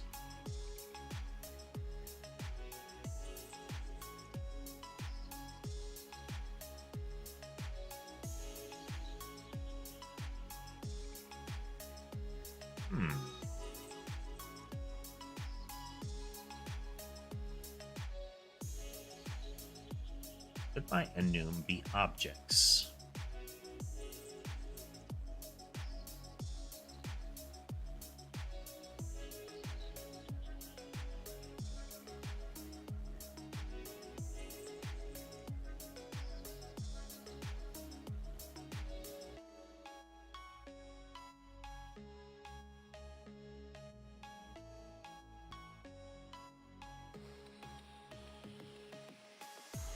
You can say them in chat, but it's very likely that I'll forget if it's just part of a chat feed. There is a developer forum that I think you should have access to on the Discord that you can toss ideas in there.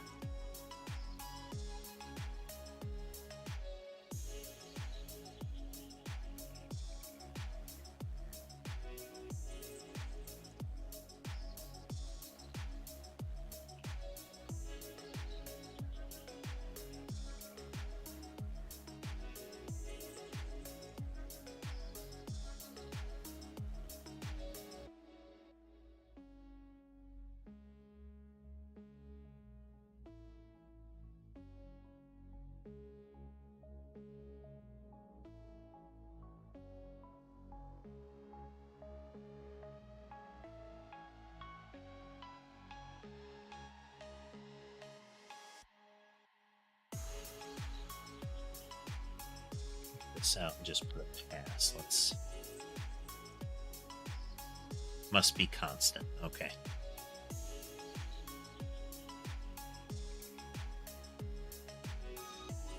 Okay, let's just brute force this.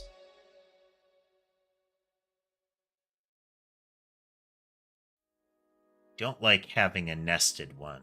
Is there a...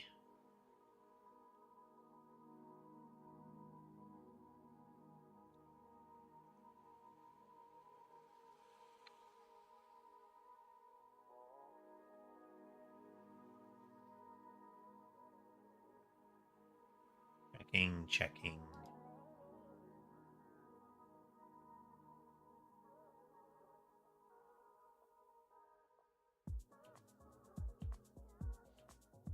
Match. Okay.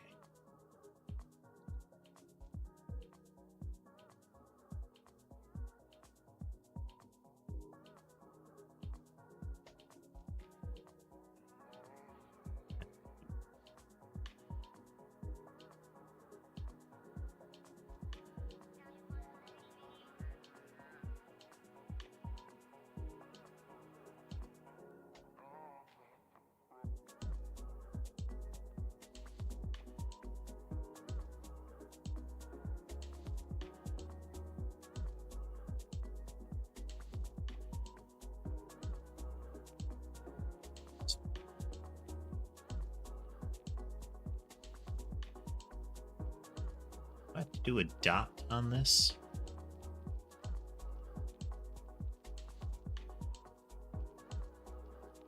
If the tube? Definitely nothing catastrophic there, lol. Let's do a kitty check then.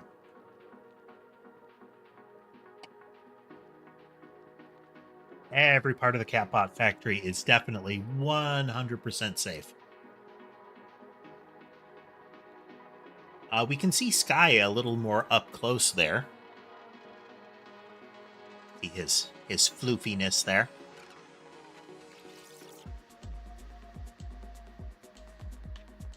Just gonna go over and bother Ember.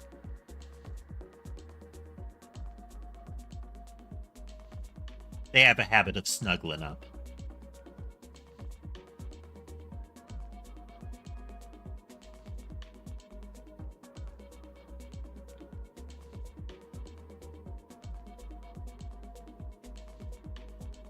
Do a dot reference.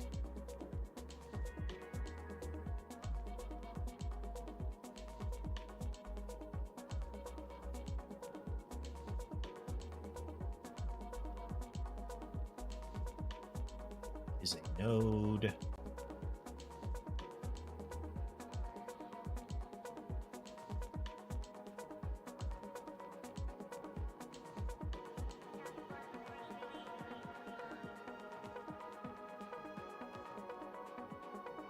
monster pool, and then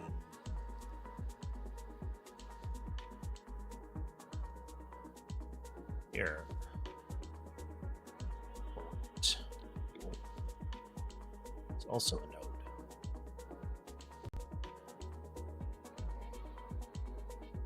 So we're doing this to make it so I can convert what amounts to an int into a node.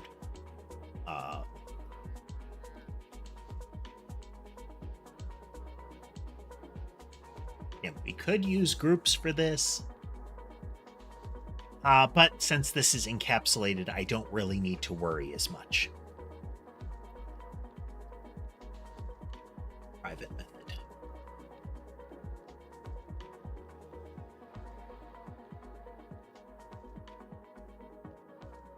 Turn pool node.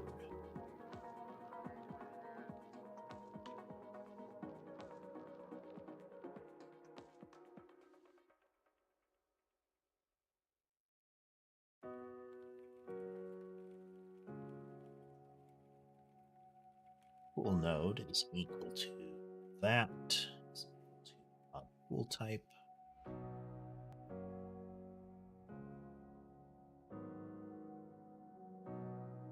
Like so.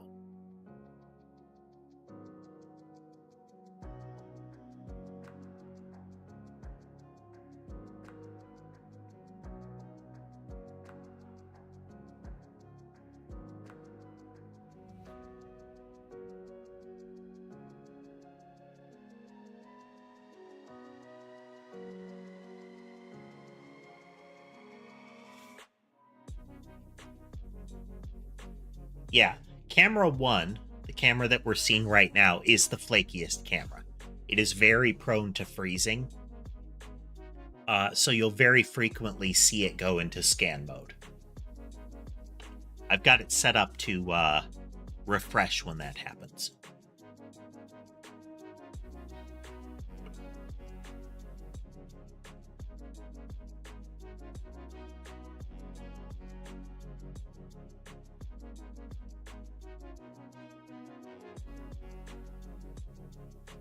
Needs a mob pool type.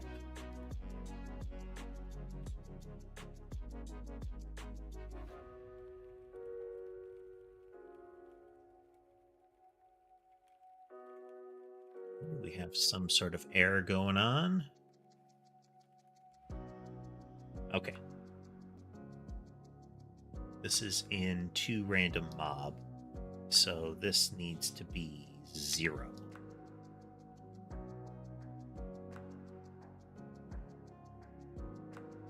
That is locked, so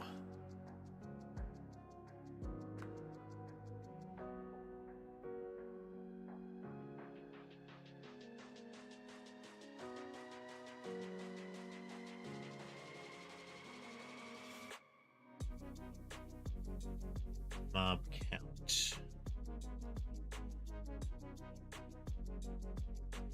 Once one.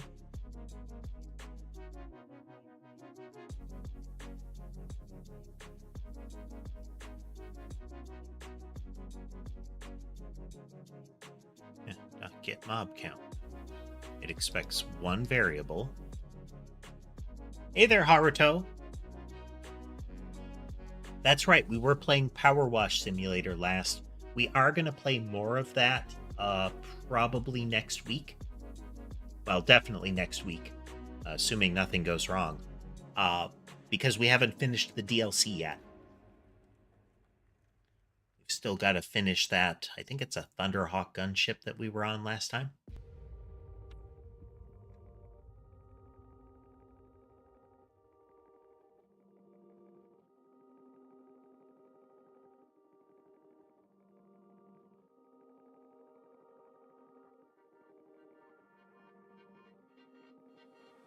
Probably Tuesday. I usually don't stream on Mondays. I try to use Mondays and Thursdays to unwind and catch up on stream adjacent tasks like making those short form videos.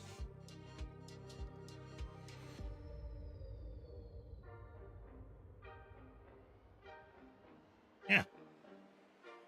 It declares get mob count as one variable. All right, we are going to project list.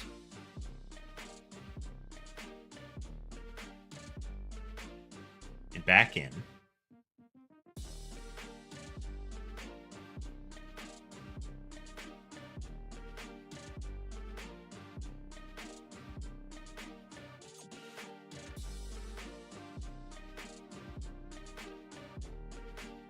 Yeah, okay.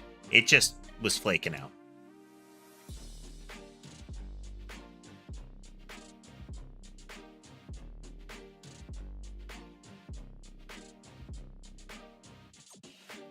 Yeah, usually, I try to stream Tuesdays, Wednesdays, and then Fridays through Sundays.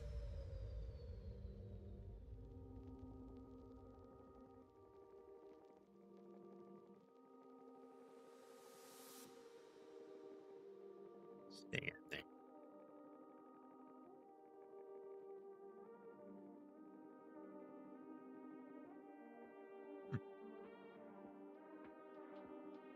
What kind of server do you mean, Haruto?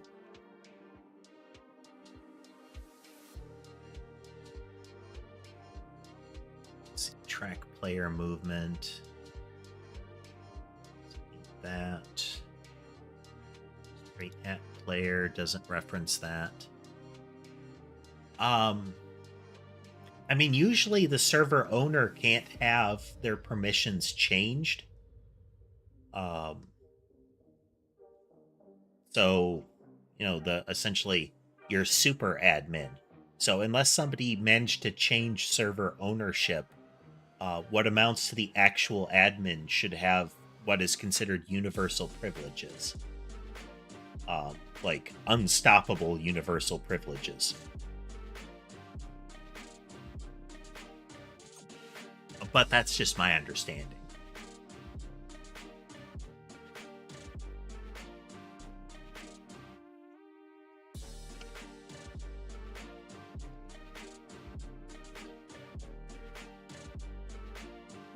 Okay, it should still be working now.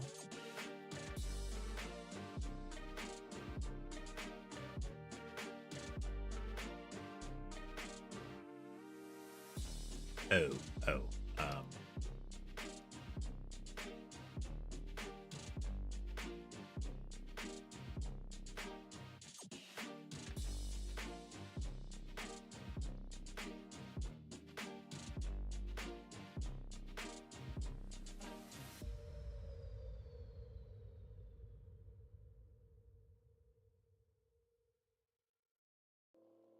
Almost back to where we were earlier, well, at the start of the stream.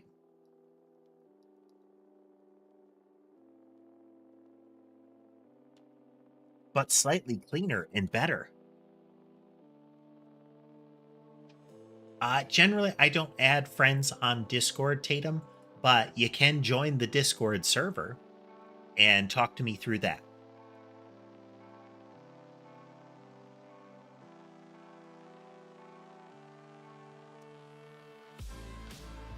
So if you're the server owner, then you have universal privileges, and then if you set somebody to have like an admin role, then that would be something that you should still be able to edit. Is that what you're referring to as somebody just messed that up? Tatum, if you look in the description of the stream, there should be a link to a LinkTree, and that LinkTree will have a link to the Discord. Okay. If somebody just messed it up, then that's a cleanup operation. You might want to go through and limit some permissions, like being able to edit roles.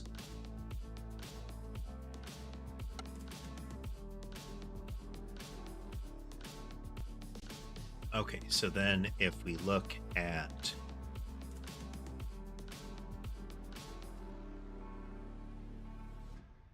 why is this exported? Let's look at the node.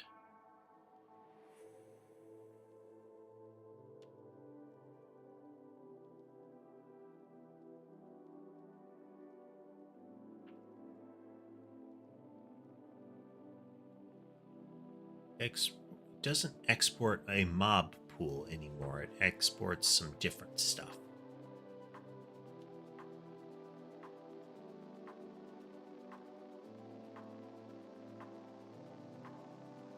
Yeah, you'd need to go in and edit their role to not have permissions to edit roles. That would leave you as the server owner the only one that can edit a role. They would still be able to do things like assign roles, but the server owner has absolute permissions. So you can mess with whatever you want there.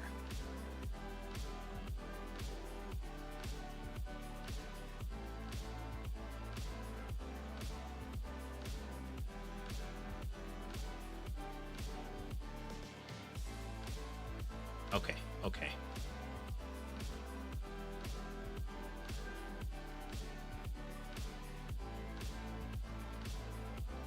Monster.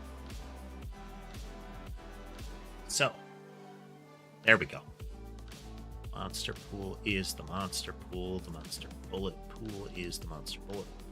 And player. I am just writing code for the most part. We are periodically going in and seeing if I broke everything.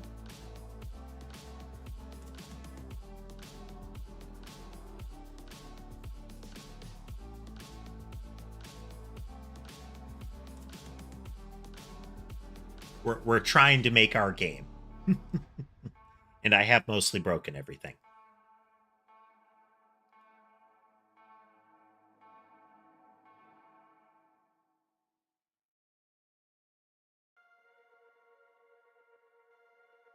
Zero, 1, and 2. Let's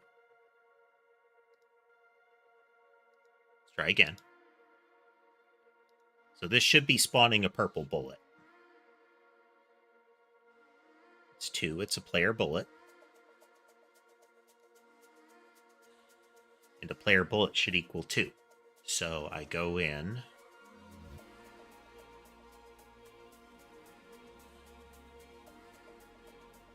That one, not that one. Into that one. Okay. Pool node is a... Okay. How is that happening? Because the player bullet pool is not set. So if I go into the game... Oh. That's why.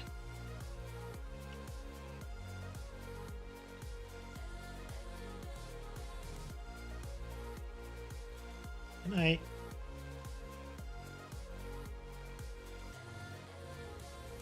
Okay, I can't. Thought so.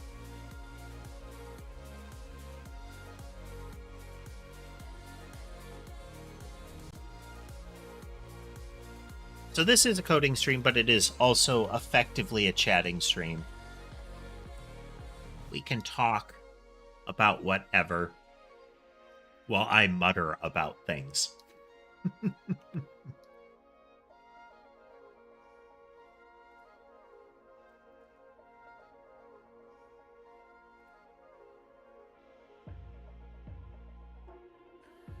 Okay.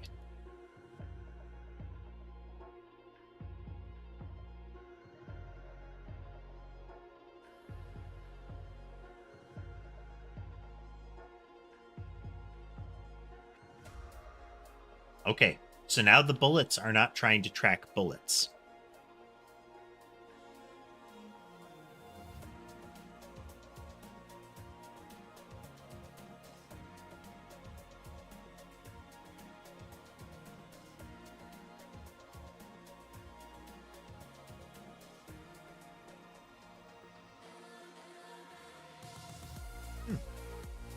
Is this the newest Call of Duty? I'm not really up on the games, but I presume it's the newest one. Are you playing like the what would it be called? Kind of the Last Man Standing one? Interesting, Tatum. It's usually the first link.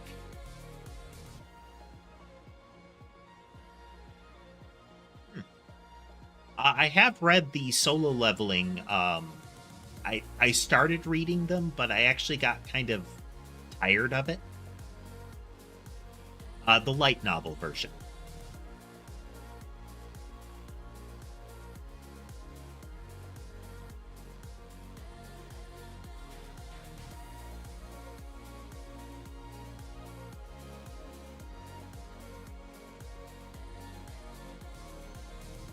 I'm going to put 0 here for now, but that... Okay, yeah, that's not really what we want.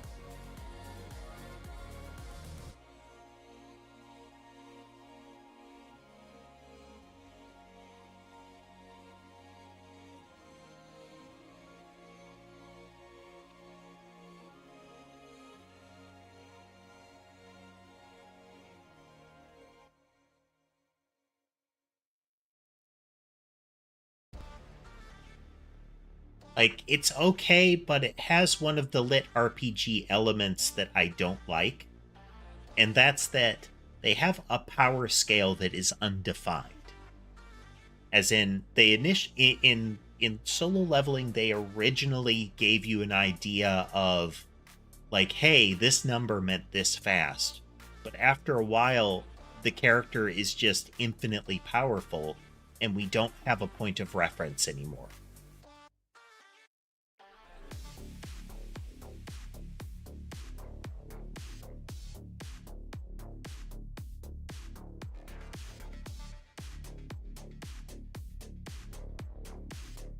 I think we might have to...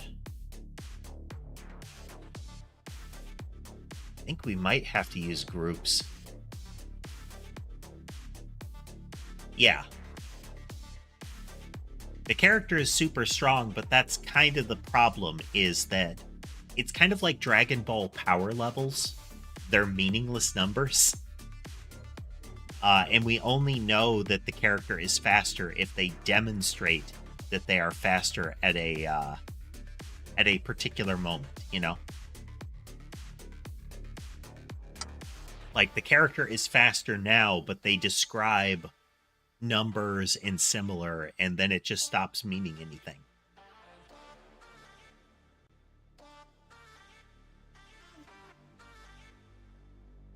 You know, it's like he's super duper speedy, except when they don't want him to be super duper speedy, then something can be faster than him. It's not entertaining. Just after a while, it got repetitive.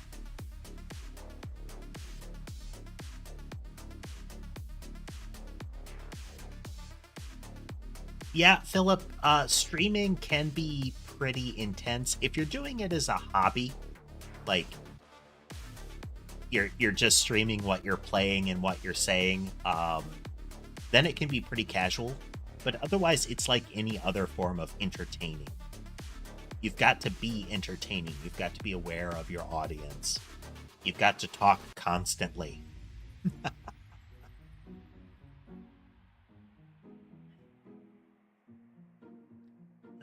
Let's see. What's going wrong?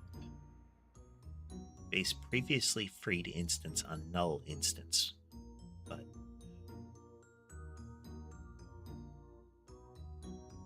pool node is null. Why is pool node? Oh.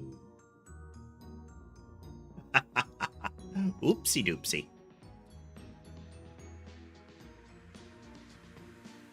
Okay, so what broke there is in remove mob, I meant to get a particular mob, but I don't need to.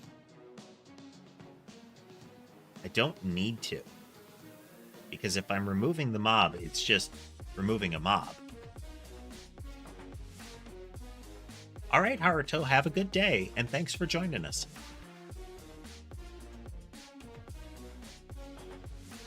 So this is where I think we're going to end up using groups, but for now, we won't. So I can just queue free on mob. That should remove it from all of its trees.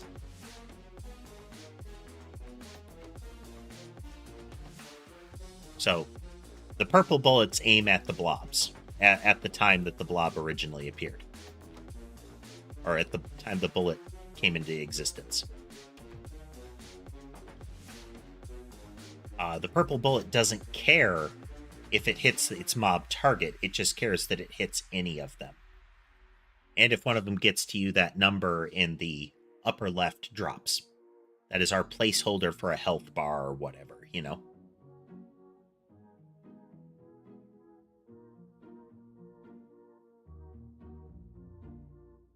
And it hits 0, it drops back. Okay. So we have a definition of different pools and a way to use them.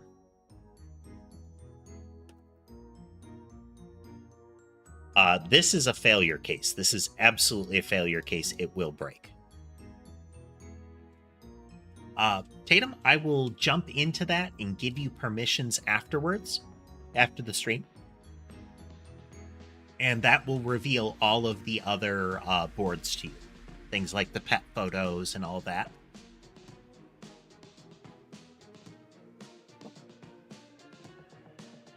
Right now, my stream handling is very manual.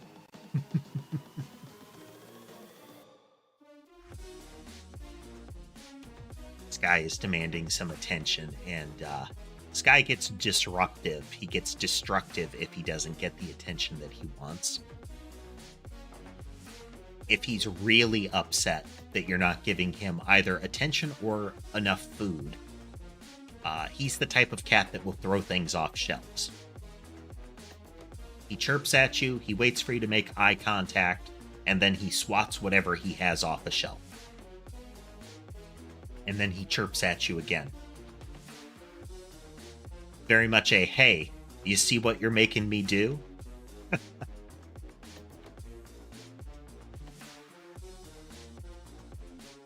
He needs periodic attention. He's not as snuggly as some of them are. Okay, so we have our basic types in place. We can spawn bullets. So the next thing would be, what if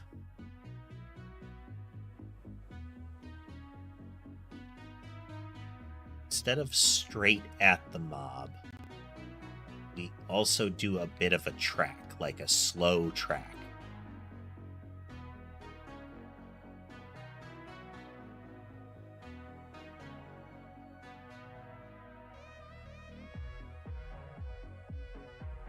So, yes, hello.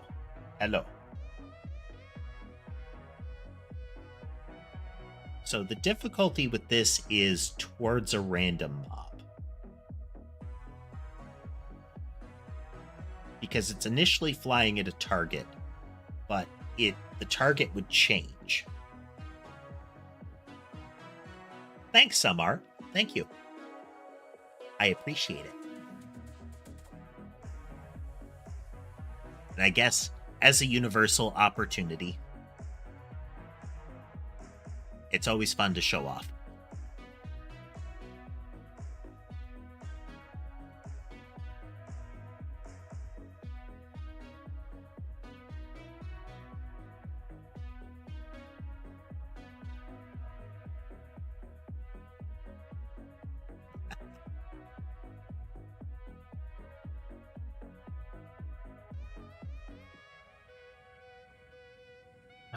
All right. So the next thing, as far as movement templates, is Ember be snoozing every now and then. Oh yeah, there she is adjusting. So on some of the cameras, and on this one technically, there are kind of black rectangles. Those are low heat heating pads. They're meant to be on permanently and often used outside. Here, you can see more of them here. Hello, Sky. I notice you. I do. So you can see 4 of them. One where Ember is, and then there are 3 other cameras that have those black rectangles. Those are there because the cats like to lay on them. Technically, 2 of them don't get a lot of traffic, so I may end up moving them to other spots. Same with the cameras. Longer term. Positioning the cameras can be a hassle.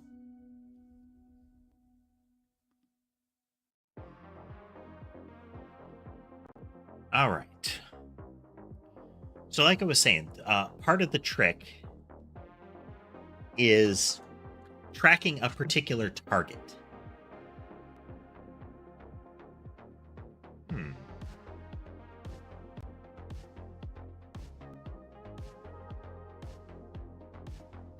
Could they set a target? Could the mob have a given target?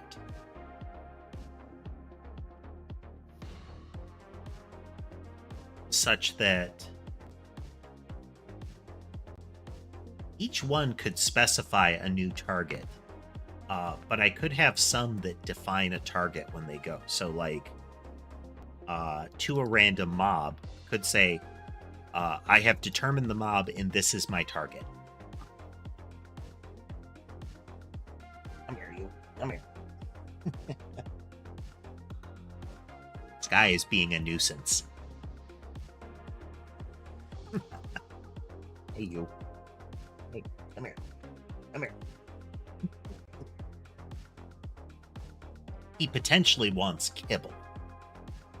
And I might have to get up and give that to him. Welcome back, lol. I think actually... we've only got half an hour left, so let's keep on keeping on. You can have kibble in half an hour, sir. When Sky wants attention, he generally wants his ears, his jaw, or even the tip of his chin scratched.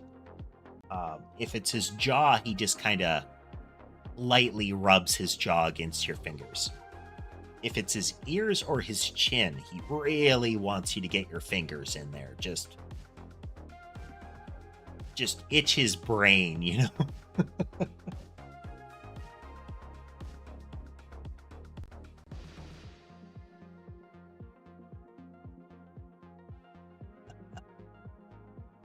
It fluctuates a lot, lol. It fluctuates. So what I'm considering is the idea of, can I specify a target for movement to use? Like what amounts to a global movement pool target.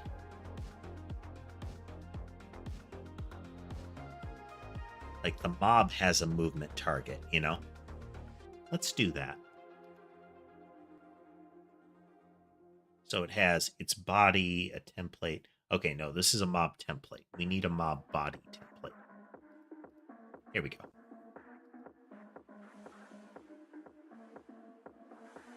So mob bodies at the moment, just when they hit something, they pop.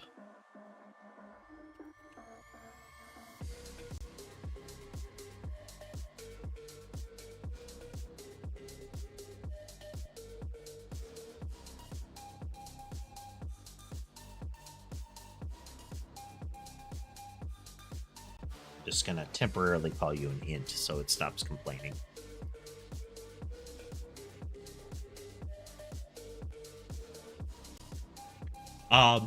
Actually, lol, that's the point of the blobs. The blobs aren't going to be the enemies. The blobs are a placeholder.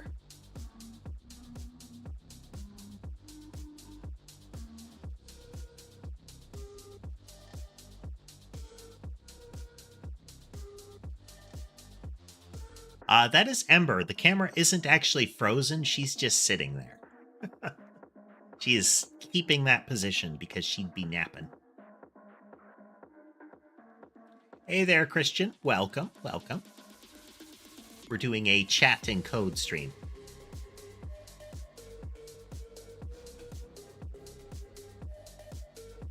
So, It's very chill. Feel free to talk if you like or lurk if you like. Well, happy birthday. Hope you're having a good day. Pass on that because we do have a method.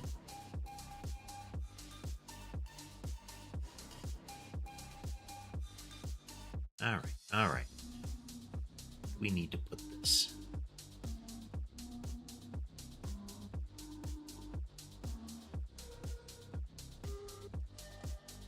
Layer extends what?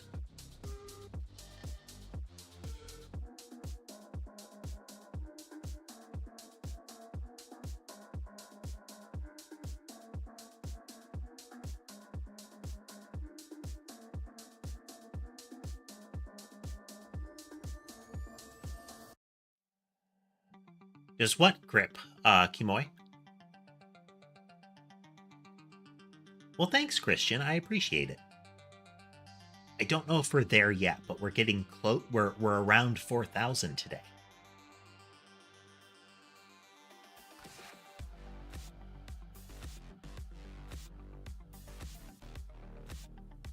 So part of our problem is that the player is a unique entity. And we want the player to be able to be targeted.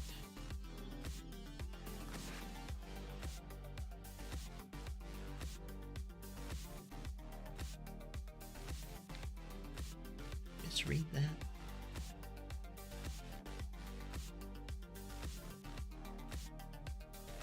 that. I guess Kimoy, what hand strength? Whose hand strength?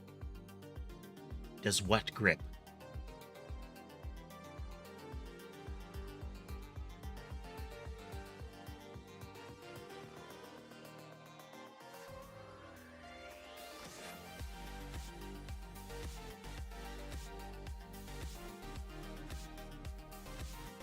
So I'm kind of using animation as a state machine, sort of. Player animation is walking, that kind of thing. And I could make the player a generic mob with some adjustments. Oh, Sky, quit it.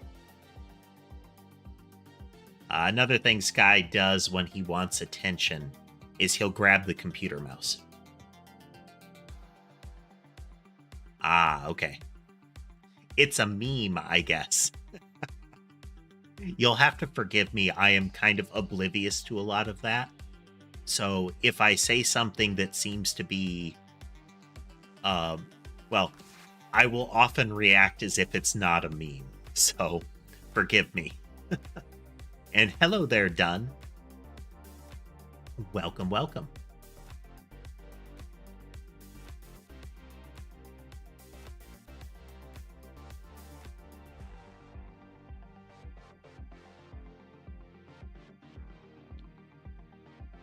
So I want player to be able to be a target. But the problem is that player is not a mob. So player does not have some of those variables. Pizza's good. What kind of pizza did you get?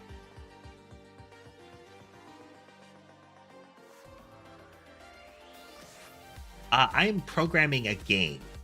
We're using Godot engine, and we're learning to do it at the same time. So it's bumpy, and there's periodically periods where I'm trying to figure out how to make things work. Ah, Meat Lovers. Meat Lovers pizza is, I mean, okay if you like big piles of meat. But I've also found that it's terribly greasy, like leaky levels of greasy. Which I don't like. Honey mustard pretzel.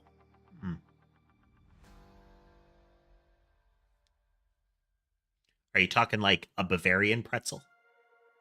Like one of those big soft pretzels?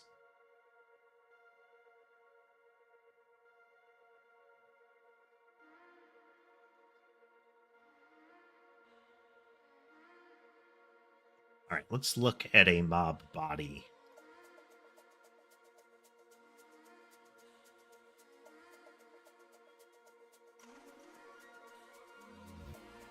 I could have it be a mob body, but the problem is that it is not intrinsically, it doesn't have the same logic.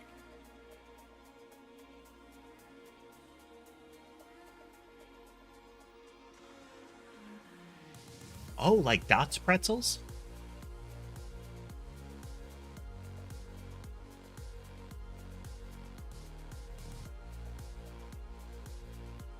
I think that was the place. Yeah, I like their pretzels. It wasn't really on their menu. But through like, DoorDash or something like that, you could order one of their catering things, which was like a bucket of a bunch of pretzel bites, and that was just amazing. Way too much food, but delicious. Big old bucket of pretzel bites.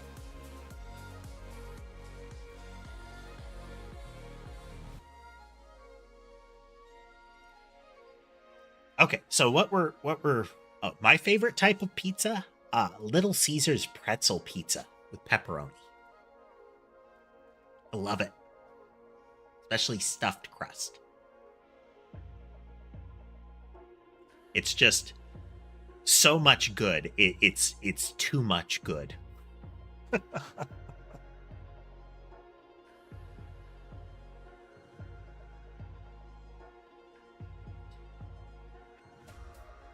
In general, I like a big facet of pizza that I like is that the sauce, when it is a marinara sauce, should not be sweet. It should be spicy.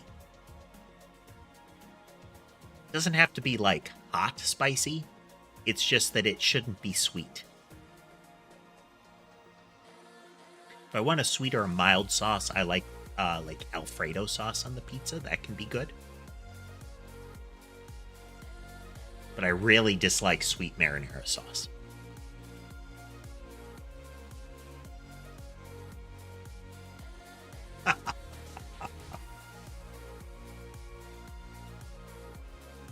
Yeah, I know somebody that's been trying to do a lot of exercise, weightlifting, that kind of stuff, to lose some weight, get healthier, and they really miss pizza and carby food. I have played a little FNAF LOL. I didn't really like it. I don't like hiding mechanics in games where, you have to close the door or put the bucket over your head or roll under a bed.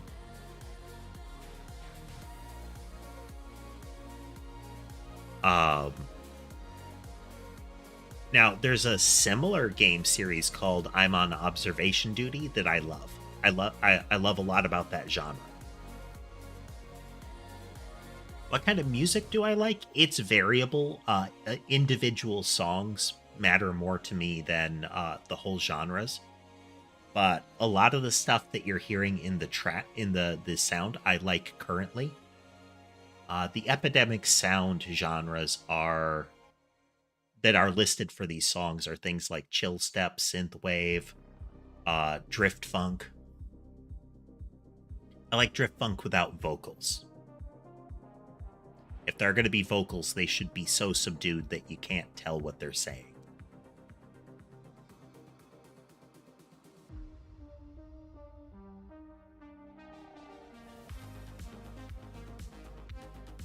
Okay. So code-wise, what we're hung up on right now, what I am hung up on right now, is a way to define an entity such that it has a target. So a mob body has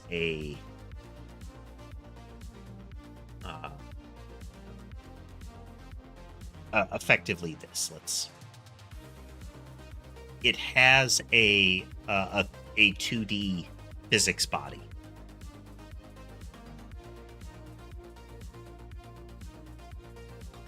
Hey there, Lunar. I have not yet, Lunar. We are to the point where we can emit projectiles from objects. I still need to get this working properly. But Today, what we did is we changed it so that an object can have multiple movement patterns at the same time.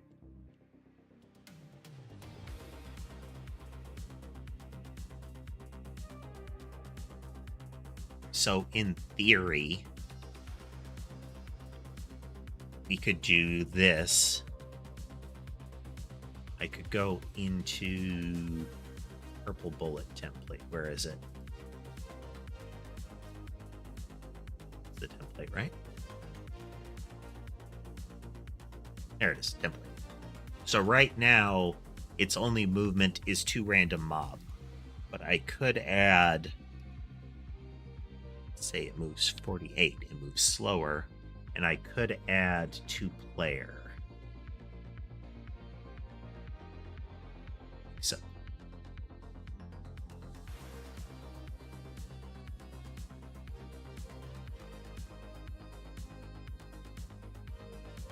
So if you look, they're trying to veer towards me a little bit. I've not made any other games done. This is our first one. So then if I exit out and I go in and I do 96, it moves same speed.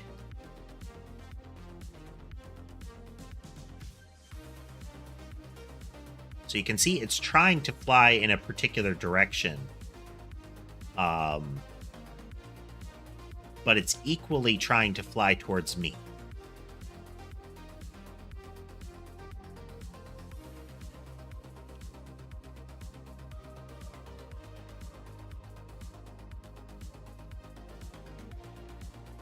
So I'm trying to do the whole thing custom. Like, I'm not using any assets from packages or any prefab code or anything. So what I was just demonstrating is that I can go in and I can stack movement types. I can daisy chain them. Part of why I want to start doing that pattern is so that I can have things like it moves in a straight line, but it also spirals kind of stuff. The old, I can't remember what the weapon was, but you'll have like contra spiraling shots. I can't remember what it was called, but like wave beam from Metroid, that kind of thing. Oh, here, let's zoom in. Sky is snuggling with Ember again.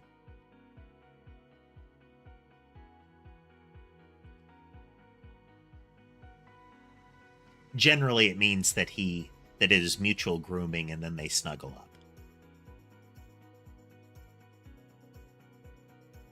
How long have I been working on this? A few weeks. Generally, I do coding like once or twice a week. It's a little bit intermittent. But this is our 7th coding stream.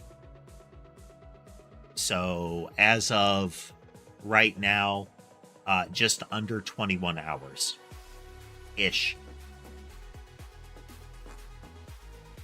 We did a practice coding stream with Godot, kind of poked it a bit. Got some of the basic understanding.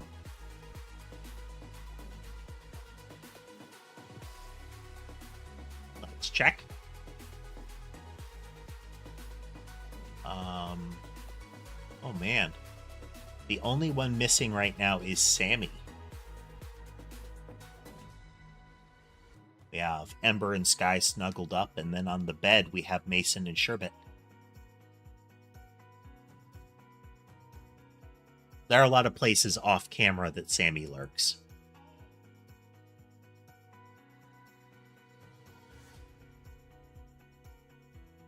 You do? Where is she at?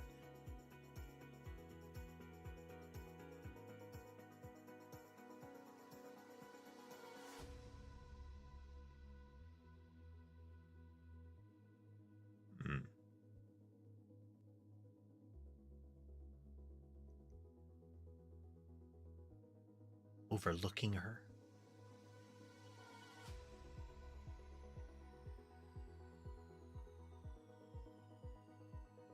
This is a coding stream. This is a chatting stream, but There's also the cat cameras.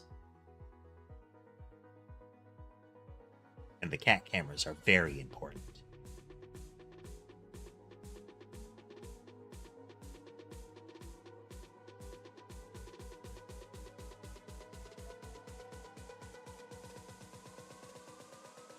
The play area?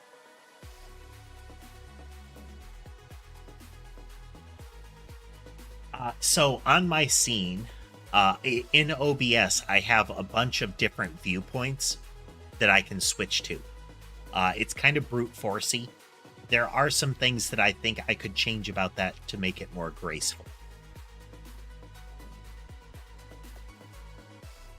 No, Sammy's not visible on any of these. The upper left corner is a litter box there.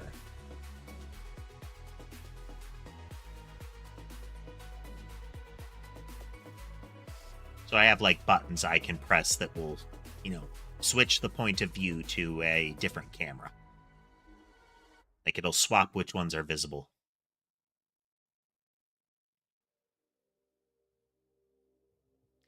Duo, I don't know if that is a accomplishment or not, but congratulations, question mark?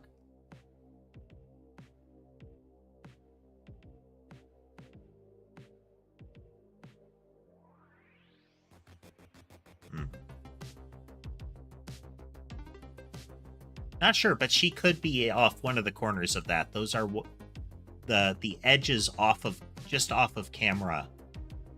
She does lurk there sometimes.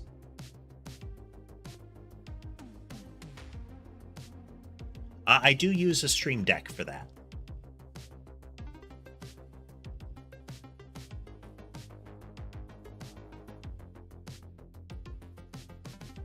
Do that for some things. I don't frequently use these, but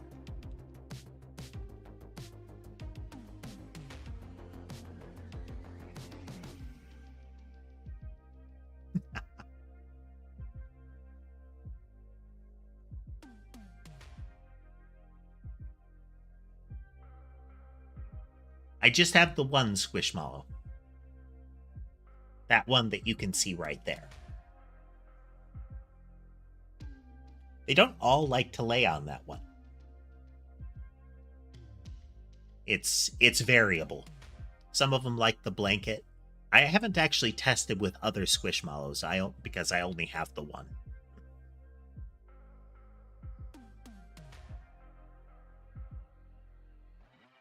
But I do know they periodically like it. There's kind of like a divot there in the middle. How do we do this? I could have a universal kind of targetable entity. I will need to change the player for that.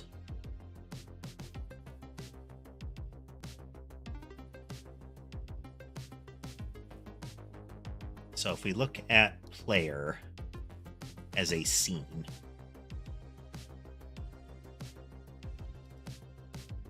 player has a non-animated sprite in a collision.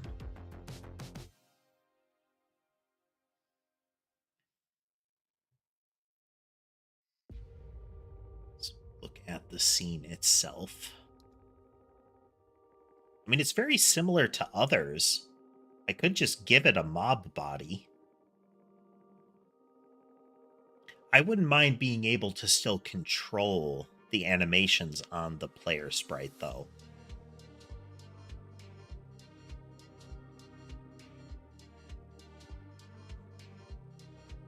Alright, if not, I'll be live doing this again tomorrow, done. About the same time.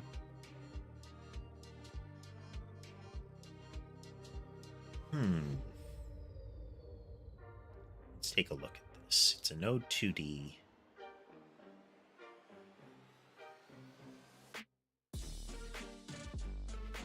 Okay, Sprite 2D and animated Sprite 2D are not sub-objects. That's unfortunate.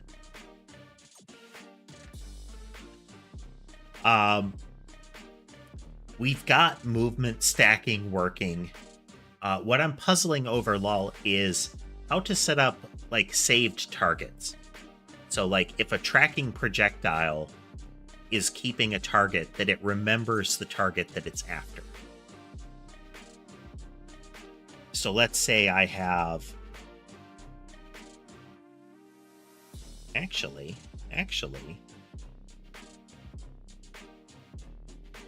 Okay, no. So let's say the first movement pattern that I do is target a random monster. So 2 random mob here. When it starts, it randomly selects a mob and says, this is my target. But what if I have... Before that, I do track player. So if track player is firing first, it's moving towards the player. Do I really want 2 random mob to then select something else and fly towards that? I mean, possibly. But that leaves me... That makes it less flexible. Because I could have that. But 2 random mobs selects one that's random. If I have some that don't select random targets that say, this mob, this is your target, then I want them all to share that target. And I also want the player to be a viable target without having to have those movement types specify the player necessarily. Kind of need to noodle on that bit. My favorite movie, Tatum? That's tricky. I do have some that I like to watch now and again.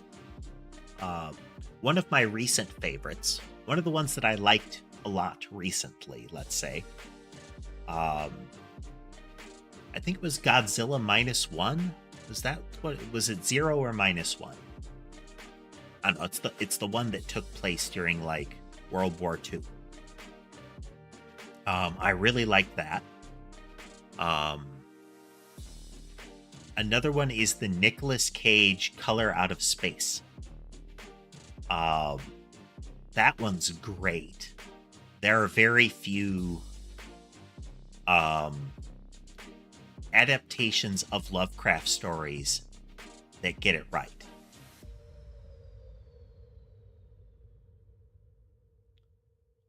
What, Jocelyn?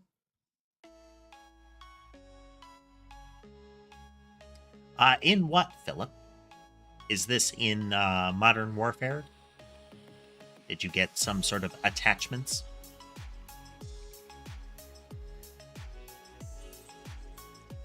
Tass, who just mentioned the title of what the title I was trying to think of, is our resident Godzilla expert.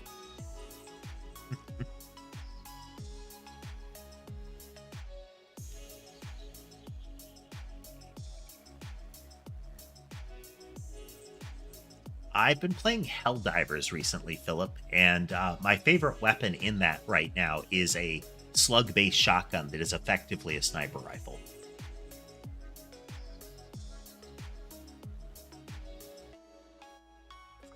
Okay, so we need some sort of universal entity. So when we're spawning a mob,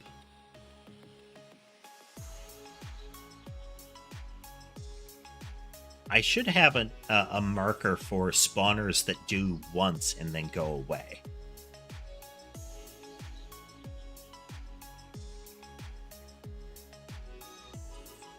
It doesn't need player target anymore.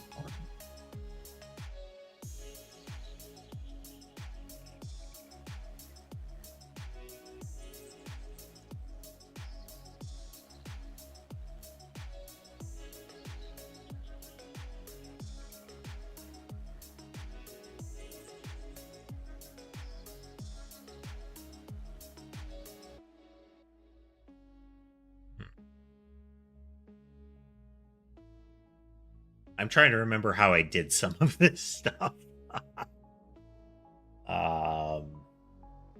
In the game loop. Updating the tile.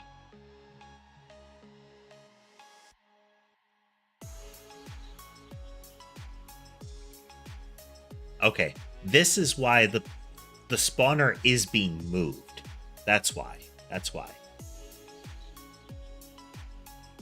I go, this is a tangent, but we're gonna address this before we wrap up. So I go into the player and I look at its spawner. Its spawner's position is not being changed.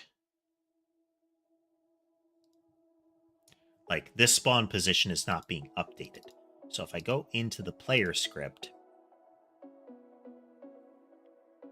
we're going to have...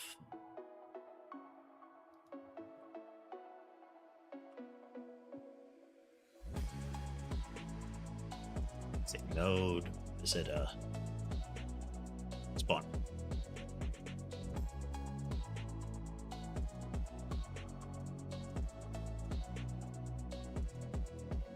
Not that.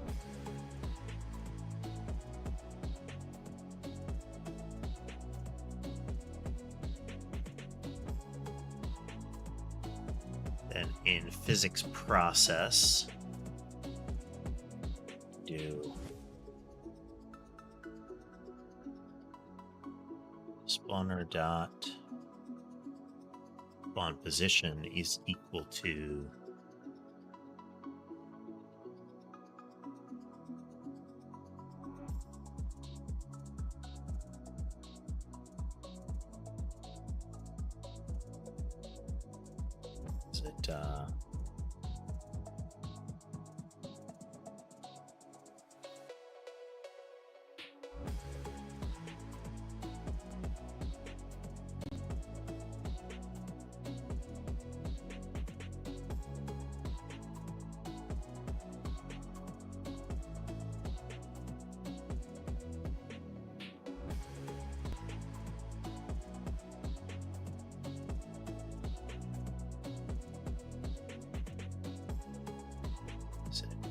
self dot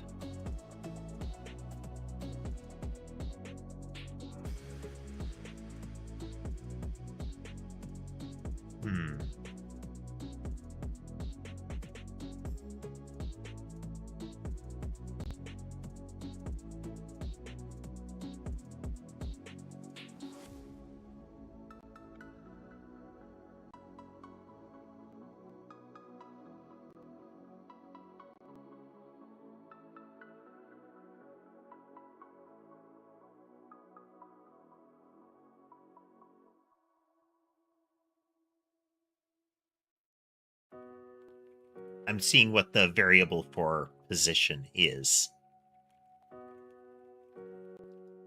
It's global position. A dot position.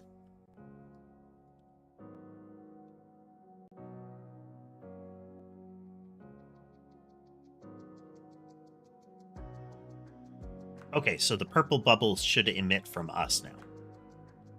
Or they'll break.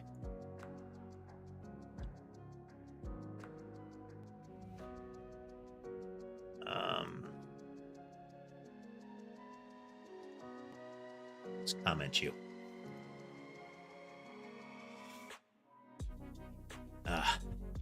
Red Bullet spawner hasn't been updated. Oh, I know why it's there. Hey there, No. Yes, there is a cat. There's a pair of cats. That's Mason and Sherbet, 2 of the 5.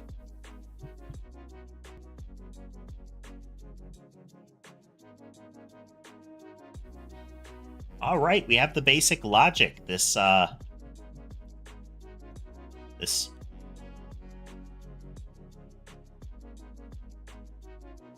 more or less functioning. So part of the next thing is going to be adding some movement types and properly getting the movement logic to daisy chain properly. Like, if the first one defines a target, the first one to define a target should trump all of the other ones. A term that I think is going to fall out of fashion. The one of the definitions thereof, the definition that says this one wins. Not the UK definition and not the recent naming convention that is unfortunate. None of these are firing backwards. Why are none of them firing backwards? verify here.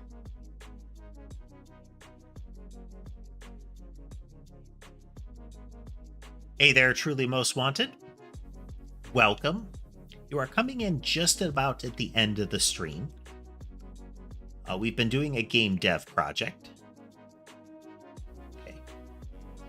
Is their movement being affected by the... No, okay. It was just random chance. So... Yeah, just entirely random chance. Yeah, we're just about at the end of the stream there, Zeracles. We're finishing up today's coding. What we accomplished today is we rewrote the logic for how things are spawned in so that we have a little bit more flexibility in how we can reference things. So the blobs are in their own category, the purple bullets are in their own category, and if I decided to fix them, the red bullets would be in their own category.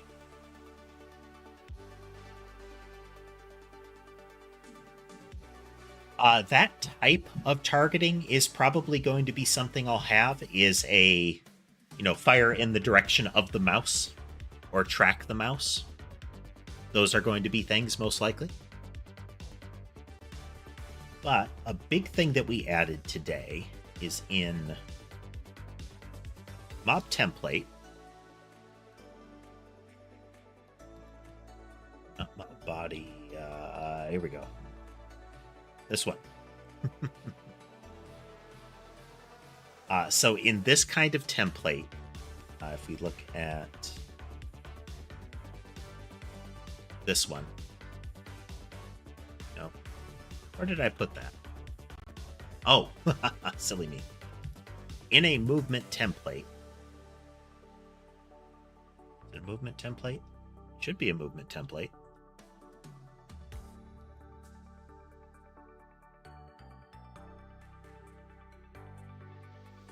No, it's something else that has a movement template. Mob template. Okay.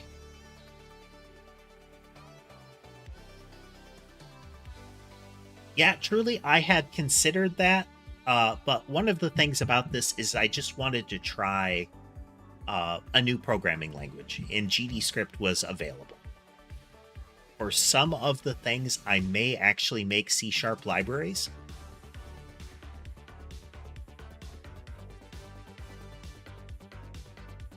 But yeah, the thing we accomplished today was this.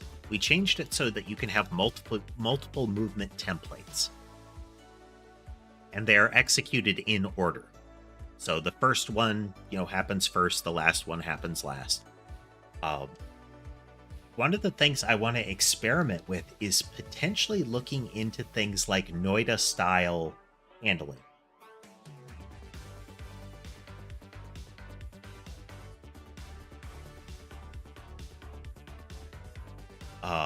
As in, we can daisy chain things and say like, hey, I'm going to change the movement of this by swapping out blocks. Or, hey, I'm going to change the impact of this. Yeah, truly, supposedly, GDScript itself is better at handling the in-world physics. Because it doesn't have to go through the translation layer that a C library has to do. But the C library is more efficient at any sort of like raw calculation.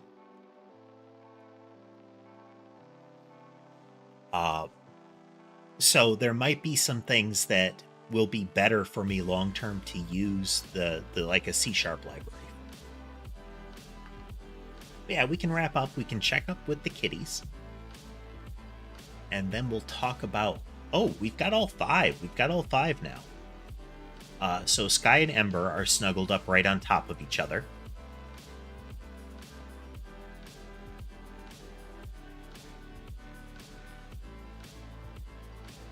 Sherbet and Mason are on the bed, and then you can see Sammy up on the secondary cat tree. Yeah, Most Wanted, I do have an array of cat cameras around. The lower left of the screen is always, well, is usually where you'll see our focus camera.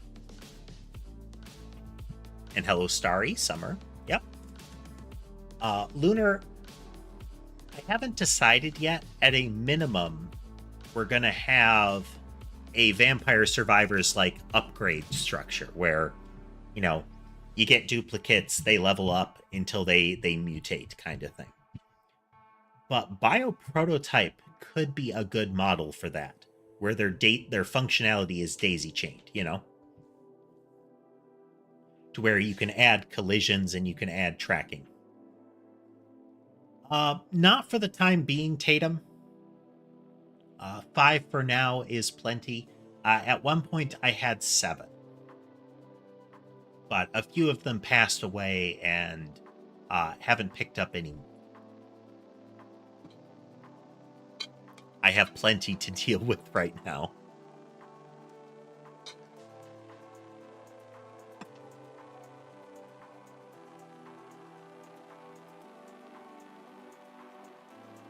But yeah, I think we've made progress today. All right, so my Twitch stuff, I don't have alerts properly wired up in general, I don't have alerts wired up for follow and sub, but I do appreciate that, truly. I do have alerts set up on YouTube for like membership and donation kind of stuff, but generally not sub and follow at this time. I might change my mind on that later.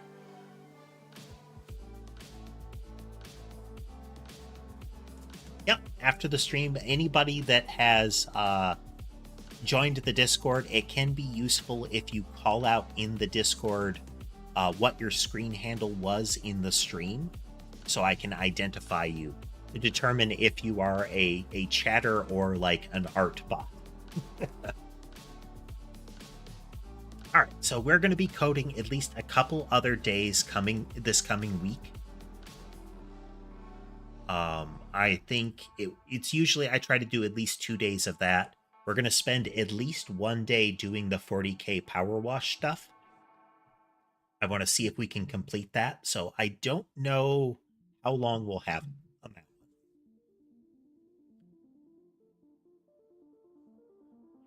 So we'll see. But in the meantime, I hope you all had fun tonight. If you like what you saw and would like to see more, remember to like, follow, subscribe, whatever it is, so that the platform that you're watching on will tell you more about it. If you weren't aware, I do stream 2 different formats on YouTube and also on Twitch. I stream widescreen on Twitch, but otherwise short form and wide form appear on YouTube. You can find links to my Discord and to my other social media platforms in the descriptions of the videos and such. They can lead you to things like the Discord, which we have just mentioned. So again, thanks everybody for joining us, and I hope you have a good evening.